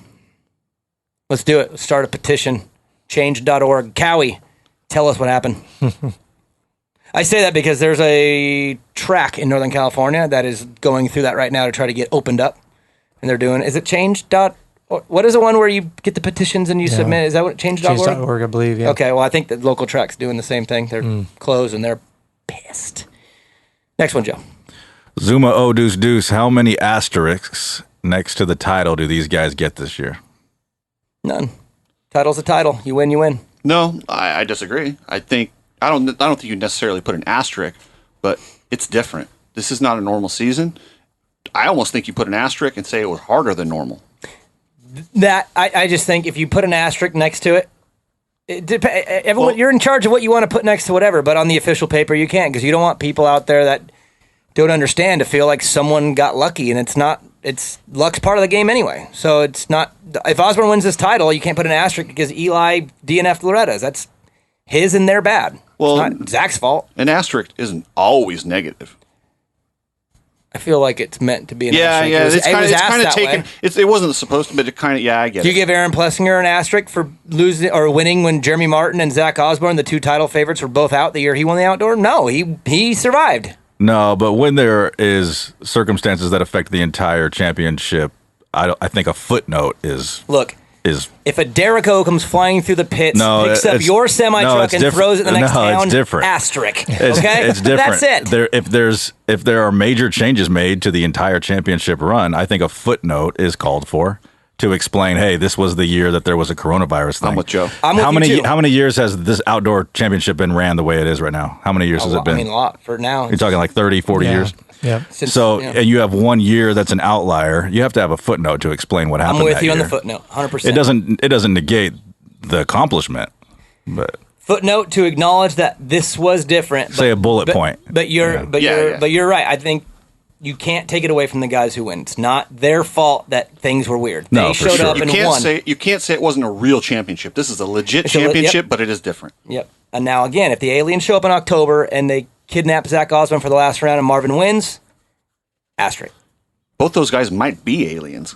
They might be after the way they rode this weekend. Next one. OG Motohead right here. Eddie Neva official says, what is the chance of 2021 Supercross not having an A1 on the schedule because of California? Has there ever been a season without Anaheim being the opening round? Remember the World Supercrosses? Remember they had like Vancouver and they did some of that, but it wasn't the... It was the World Supercross. It wasn't the AMA. Right. The AMA is the one they put the emphasis on. The actual title. Do you remember? Not an A1? They had Orlando. Remember they used to start it in Florida they did a few years. I don't remember. They started it in Orlando in 92, 91, 92, something like that. My like thorough knowledge starts at 1990. Everything before that is like I know because I've watched the videos and stuff. But 90 was when I became. Yeah, because Morocco won my whole life. I think it was Orlando. They won it in Orlando. And Maybe. Morocco won the season opener twice. So I don't know. And as far as the likelihood, dude, aliens are coming, so who knows? Next one. I Jump for the King says, why does he hate Shane McElrath so much? Is that for Cooksey? Who's he assuming hates Shane McElrath? Probably me. Yeah. That's not true. Is that what it's to, or is that... I screenshot some of those, and the middle one? No, it's the I Jump for the King says, why does he hate Tomac so much, or Shane McElrath so much? So it is Cooksey then. Yeah, I'm going to go ahead and I'll take that one. I've probably been a little bit hard on him. I don't like his interviews, man. He comes off to me a little bit righteous. I know he's your boy, and I don't want to... I think he's a nice guy, but the way he comes across constantly with the God stuff, and it's like, I don't know, it seems... I guess it's not fair that I judge him, but I do, so... Yeah, But I will say this, though. He's He's probably one of the best hard pack riders of this generation. And I could not believe that if it wasn't for those 2 restarts, he was the East champion.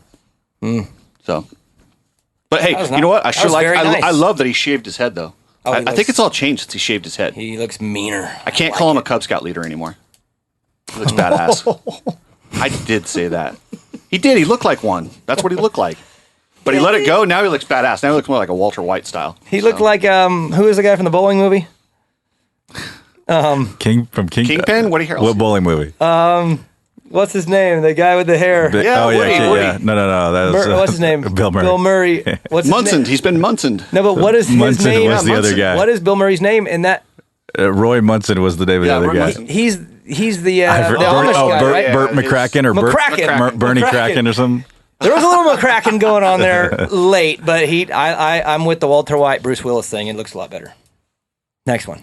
All right, let's get into the lightning round, boys. Lightning round. 1 or 2 sentences here. And we'll gift card somebody. Charlie Blundell 661 says, "How about Max Anstey? Do you think he could be top overall end of the season?" No. I think some fun motos coming. Competitive, but not on top. And some fun motos with him up there thrashing. I think he'll be good, but not in the top. No. Era 385 says, "Is it true that Stink Dog did some extra booty eating after Taco Tuesday to help him prepare for the sloppy conditions?" All you, Daniel. I didn't pick these. I don't remember picking that one either. Give me that. It's there. There's no way. It's the top one right there, I buddy. I never do can't it's even not swear. the I top can't one. It's the swear one in you're the gonna read middle. that. You want the one in the middle? I go middle of the screen. There's so many on this I think you should give him the gift card. I screen. Oh, my God. You want to give him the gift card? I mean, that might I don't be. know. Do you want to encourage that? We'll write it down. We'll put it in the pot. Write it down. Do you no, want to Joe, encourage when I that? screenshot those, it's the one in the deadest of center that I want you to read, not the top one. Oh, who knew? You may want to use that markup feature and then circle it next time. Yeah, for future reference, Joe.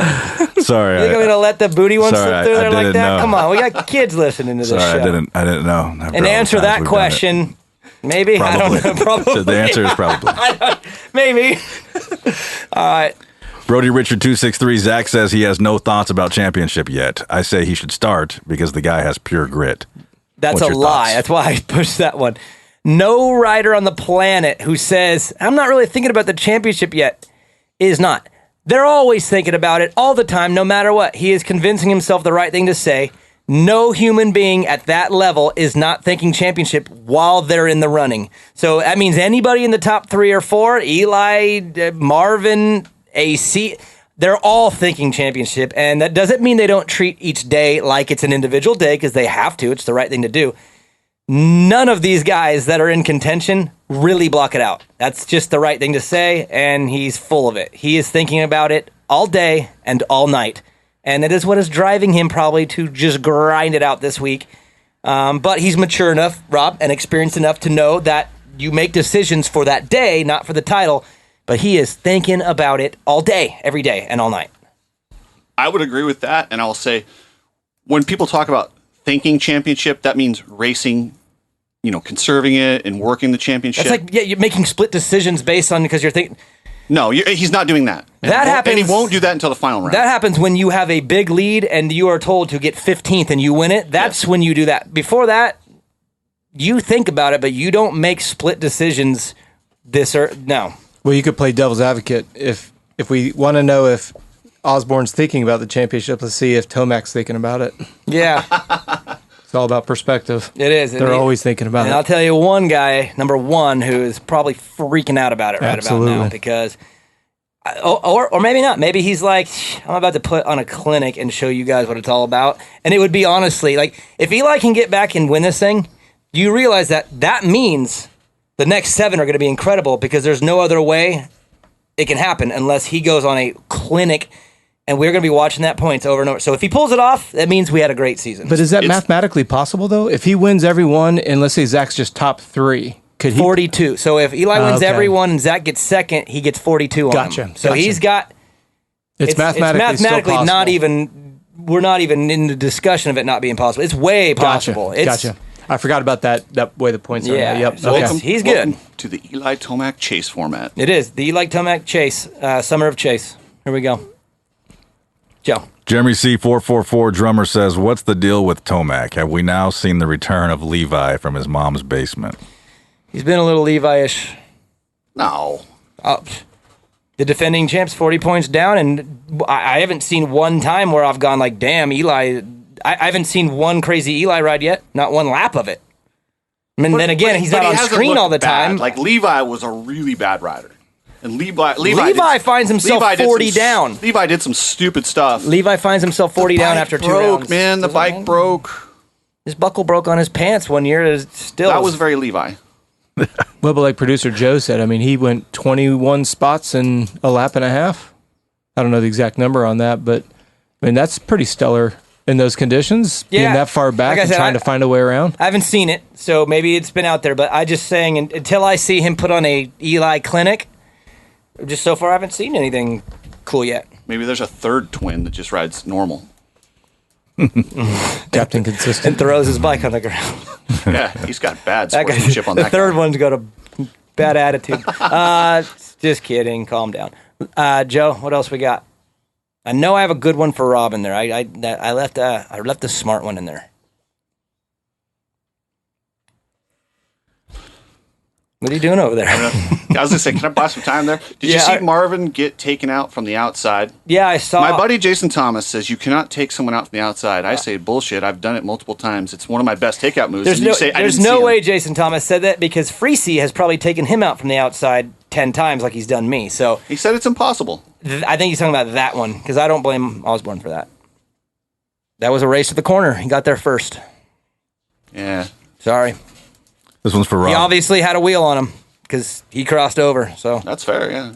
This one's for Rob. It's from Eddie Neva Official. He says, "Coach Rob, what is your thoughts about fasted cardio? Really interested on your insight." What is that first? Fasted cardio is essentially like intermittent fasting. Eat dinner, go to bed. Let's say you eat at 6, go to bed, sleep from noon. 10 until like 6 a.m., go about your day, and then not eat again until, say, noontime. So you're 12 to 18 hours fasted. So what's fasted cardio? Going out and doing some bike, a row, or run. During your fast? Yeah, while you've had no food put in your body for the last 12 to 18 hours. So what would you be running off of then? Straight fat.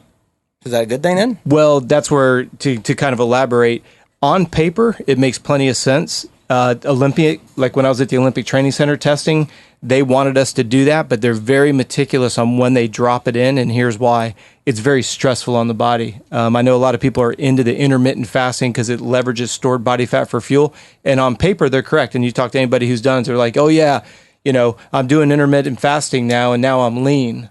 Well, think about it this way. I can run the oil in my motorcycle a little less than I'm supposed to, and it will run, but I'm overheating and stressing a system. When you do intermittent fasting, it's very stressful on the body. So in regards to doing it on a cardiovascular level, what they teach us at the Olympic Training Center is answering the question specifically, will you leverage more stored body fat exercising in a fasted condition? Yes, under one stipulation, if the intensity is low. Because as soon as you bring the heart rate progressively higher and higher, you actually burn more stored sugar and less stored fat as you bring the intensity up. So you would be ruining the purpose of burning the fat. So you're saying if you do low RPM, just cruise for like a long, then you won't disrupt the fat burn that's going on in that scenario. Yes, with a caveat. If I've already been at work for 12 hours for 4 consecutive days, got in a fight with my partner, got a big tax liability, and my dog died, that's not an environment to go out and say, hey, I think I'll add more stress by starving my body for 12 or 15 hours. So you got to have your shit together. That's why at the Olympic Training Center, they select based on biofeedback whether it's a good day to do it. And by the way, they never allow us to do it during race season. It's only done during preseason. So if you're trying to get something accomplished, yes. Say you need to lose a little weight for next year, you want to change your body up, do that. But this isn't like, man, I need to lose 5 pounds and I'm racing next week and I should do it now. Not on a body that's prematurely stressed, because it's kind of like having a bike that's got a 200 hours on the meter and you say, I'm going to take it to Millville. It's a great bike to take up to Millville. First time that rear wheel leaves the ground, it's going to implode the motor. Yeah. You've already got a tattered body that's already under a lot of duress at an emotional, physical, hormonal level. Not a good time to be doing fasted cardio. Damn. That's why I'm not a big fan of intermittent fasting, because I've never met, if I just interviewed you 3 guys, are you sitting on 8 to 12 hours of sleep last night? Are you getting adequate calories? Are you properly hydrated? Sure, let's go ahead and do an intermittent fast. But if you're already stressed out, not sleeping, not eating, like I said, mentally you're running, think about jumping on your bike and going out and ride Glen Helen or any of your favorite tracks in second gear and ride it for 20 minutes and wonder why the bike blows up. Well, if you're already revving your own motor, why would you add more strain to a system? And I'll probably get some hate emails saying, oh, well, I did it and it worked. Yeah, call me in 6 months and tell me how it's worked. And if you're still doing it. I've been doing this for 33 years, and I can tell you we get more fallout from those type of fads, whether it's a nutritional fad like Zone, Atkins, South Beach, or now intermittent fasting, as same way with exercise, whether it's right now it's the HIIT, high intensity interval training, CrossFit, go backwards, it was P90X and Insanity. Before that, it was super slow. Before that. Eventually, it always comes back to the middle. You can't do anything extreme on either side. Create your own and get rich. Create some fad. Well, it's funny. I actually get a lot of pushback because my methodology is so simple. People think there's a catch because they've already been bait and switched so many times that most people will end up sabotaging themselves, even though they have tremendous success, because they need drama. It's most. If you were sitting in our offices and you would hear and see what comes in, you'd be blown away. Hey, you've been doing this for 6 months. You're down 22 pounds. You're down 11 inches. But then all of a sudden you decided to deviate from what you know works. Why? They can't tell you other than I wanted to try something different, even though it was working. Crazy how that works. It is. That was a good question, Joe. Do we give him the card or is it still going to the booty guy? So there's one last one. It's also to Coach Rob. It's a pretty smart question, too. So maybe this one? They could be, yeah. He says, does Booty Guy still have it right now? Or we got to let the guests probably decide, but okay. there's one more. This is the last one. Guys from Sesker 15, he says, Coach Rob, how long should you train in Zone 2 for weight loss a day? 30 or 40 minutes? How many days a week? I always look at a question like this is if Daniel's on the road and he's trying to do the show and he's only got 15 minutes a day, then 15 minutes a day works. If you're somebody that's got 30 minutes a day, as much time as you can work it into your schedule without ever getting behind, because this is another conversation for another day, but most people make bad decisions because they're always mismanaging time. I see guys that are like, yeah, I want to ride 2 hours today. And then by the time they load their bikes, get geared up, get to the track, get geared up, ride, ungear, get home. Well, 5 hours is gone for 2 hours of riding, but they only allocated 2 hours out of the entire day. Then they're just like, instead of going home and cooking food, they're running through a drive-through. See how the behavior goes backwards? So in a case like this, I always say consistency is the most beneficial. If you've only got 5 minutes, use 5 minutes. If you've got 30, use 30. It's literally dependent upon the individual on what time you have available, because you got to strike that balance between work and family and all the other things, particularly sleep, that you need to allocate. Most of the time, people will cut into sleep to do exercise when they should do the exact opposite, because you only get leaner when you sleep, because that's when your body releases the hormone HGH. That's the hormone that makes you lean. Most of us get it all backwards because we're kind of taught and we're marketed to the opposite because there's an agenda. It's not an agenda of health. It's usually peddling a product or a service. Well, my favorite thing that you talk about is naps. I love naps, and you call it free money. Yeah. Well, you think about it, when you go to sleep, your body releases HGH and testosterone that first 15 to 20 minutes. That's why we want you to get into deep sleep as quickly as possible. So you had a power nap during the weekend and you just got an extra shot. Think about it. If you could take, I'm just going to say on the weekend, you get 2 naps, that's 2 extra days of HGH and testosterone. So if you do that 4 days a week, 6 days a week, 7 days a week, that's extra money. You always get faster. 7 minute abs, Joe. That's it.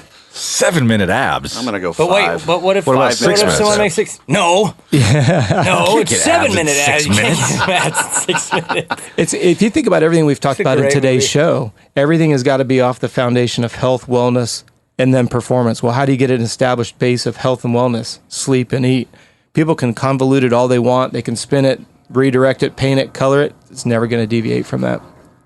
It's so simple, people think there's a catch.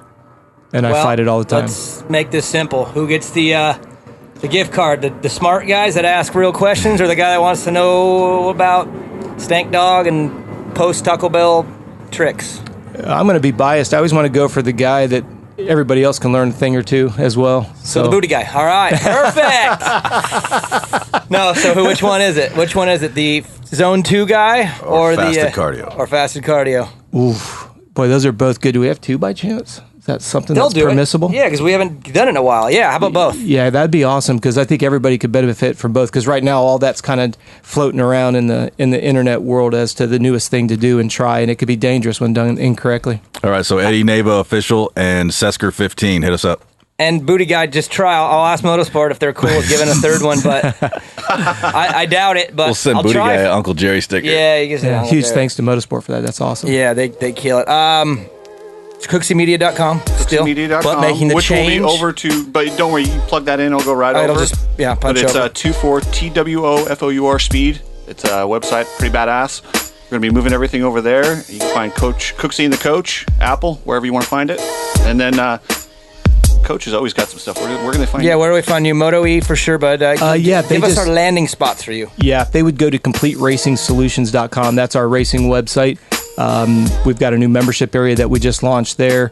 We've got it designed where the program is designed on how much you can ride. So we've got a general fitness in there for guys that aren't riding anymore because of logistics or injuries or whatever. You just want to lose some weight, get strong. There's a section there for you. If you're a recreational weekend warrior, there's a program there for you. And then there's the guy that wants to win vet nationals or go to Loretta's or even pro. So what's that website again, Rob? Yep, CompleteRacingSolutions.com. Yeah. Just think about complete turnkey program. It's nominal. It's $22 a month, and we just got that launched. And then the other side of it too is if you are one of the YouTube guys, you can always go to Coach Rob Beams on YouTube, and we have a bunch of playlists, whether it's soft tissue maintenance or concept videos on hydration and nutrition. A lot of resources out there, and we're continuing to. Same thing with membership. We put new content up every week. We have new videos. We have new training programs. So try to get out there for everybody and try to give them the resources they need. So hopefully everybody will take advantage of that. And Daniel, his rider is the rival of Hayden Deegan, right? Logan Best. Yeah. I know. I like him. I like Best. I know, but that's the battle. Best got we went seconds in both. Yeah, in both, right? We got around him, but we just couldn't seal the deal. So, and no, Logan he's takes responsibility. He's a good kid. for it. I've interviewed him on Race Day Live before. Super proper little kid, real well spoken. I liked him a lot. That was a couple of years ago. He probably sounds like a man now. Yeah. Like, what's up, Daniel? Yeah. Last time I heard him, he was like, "Hey, Daniel, I watch your show." Yeah. So, so Hayden was talking a little trash on the podium, and I advised steer into it because I think the rivalry coming up. I say go for it. Dude, would you welcome him? What would you tell him? Would you embrace it? Depends if it was legit or not. If it was just it was legit. Like legit issue, like they got real beef, or was it like it was a little bit of a real beef? Like Hayden seemed a little upset with Logan, but Logan didn't really do much. I don't know. I feel like you just feed into it. I think you go with it. Hey, if you can end up on Deegan's YouTube channel, That's it'll what give I'm you a saying. bump. So maybe you do step it up a little bit. Next time you see him, walk up, open hand, slap him. See if it ends up on the DVD or on the YouTube channel. I'm just playing, y'all. I'm not condoning kid-on-kid violence here. I'm just saying. Oh, Daniel's new YouTube kid fights. No, we don't need a thread. You know what I'm saying? Kidfights.com. Good show, guys. Thanks for coming. I really mean to say, Cooksey, thanks for bringing Rob. No problem. And you're okay too. Thanks for 174. having us. Thank you, Fly Racing, Mika Metals, No Toil, EMT Racing, Viral Moto, Old Meat Creations, Motosport.com, All American Chevy of Colleen, Screen Printing Done, Guts Racing, Scott USA, and the Adam Cincerello Prospect Goggle, DRS Suspension with Race Tech and Blenzall. Thank you guys. Rob, Cooksey, Joe, good show, guys.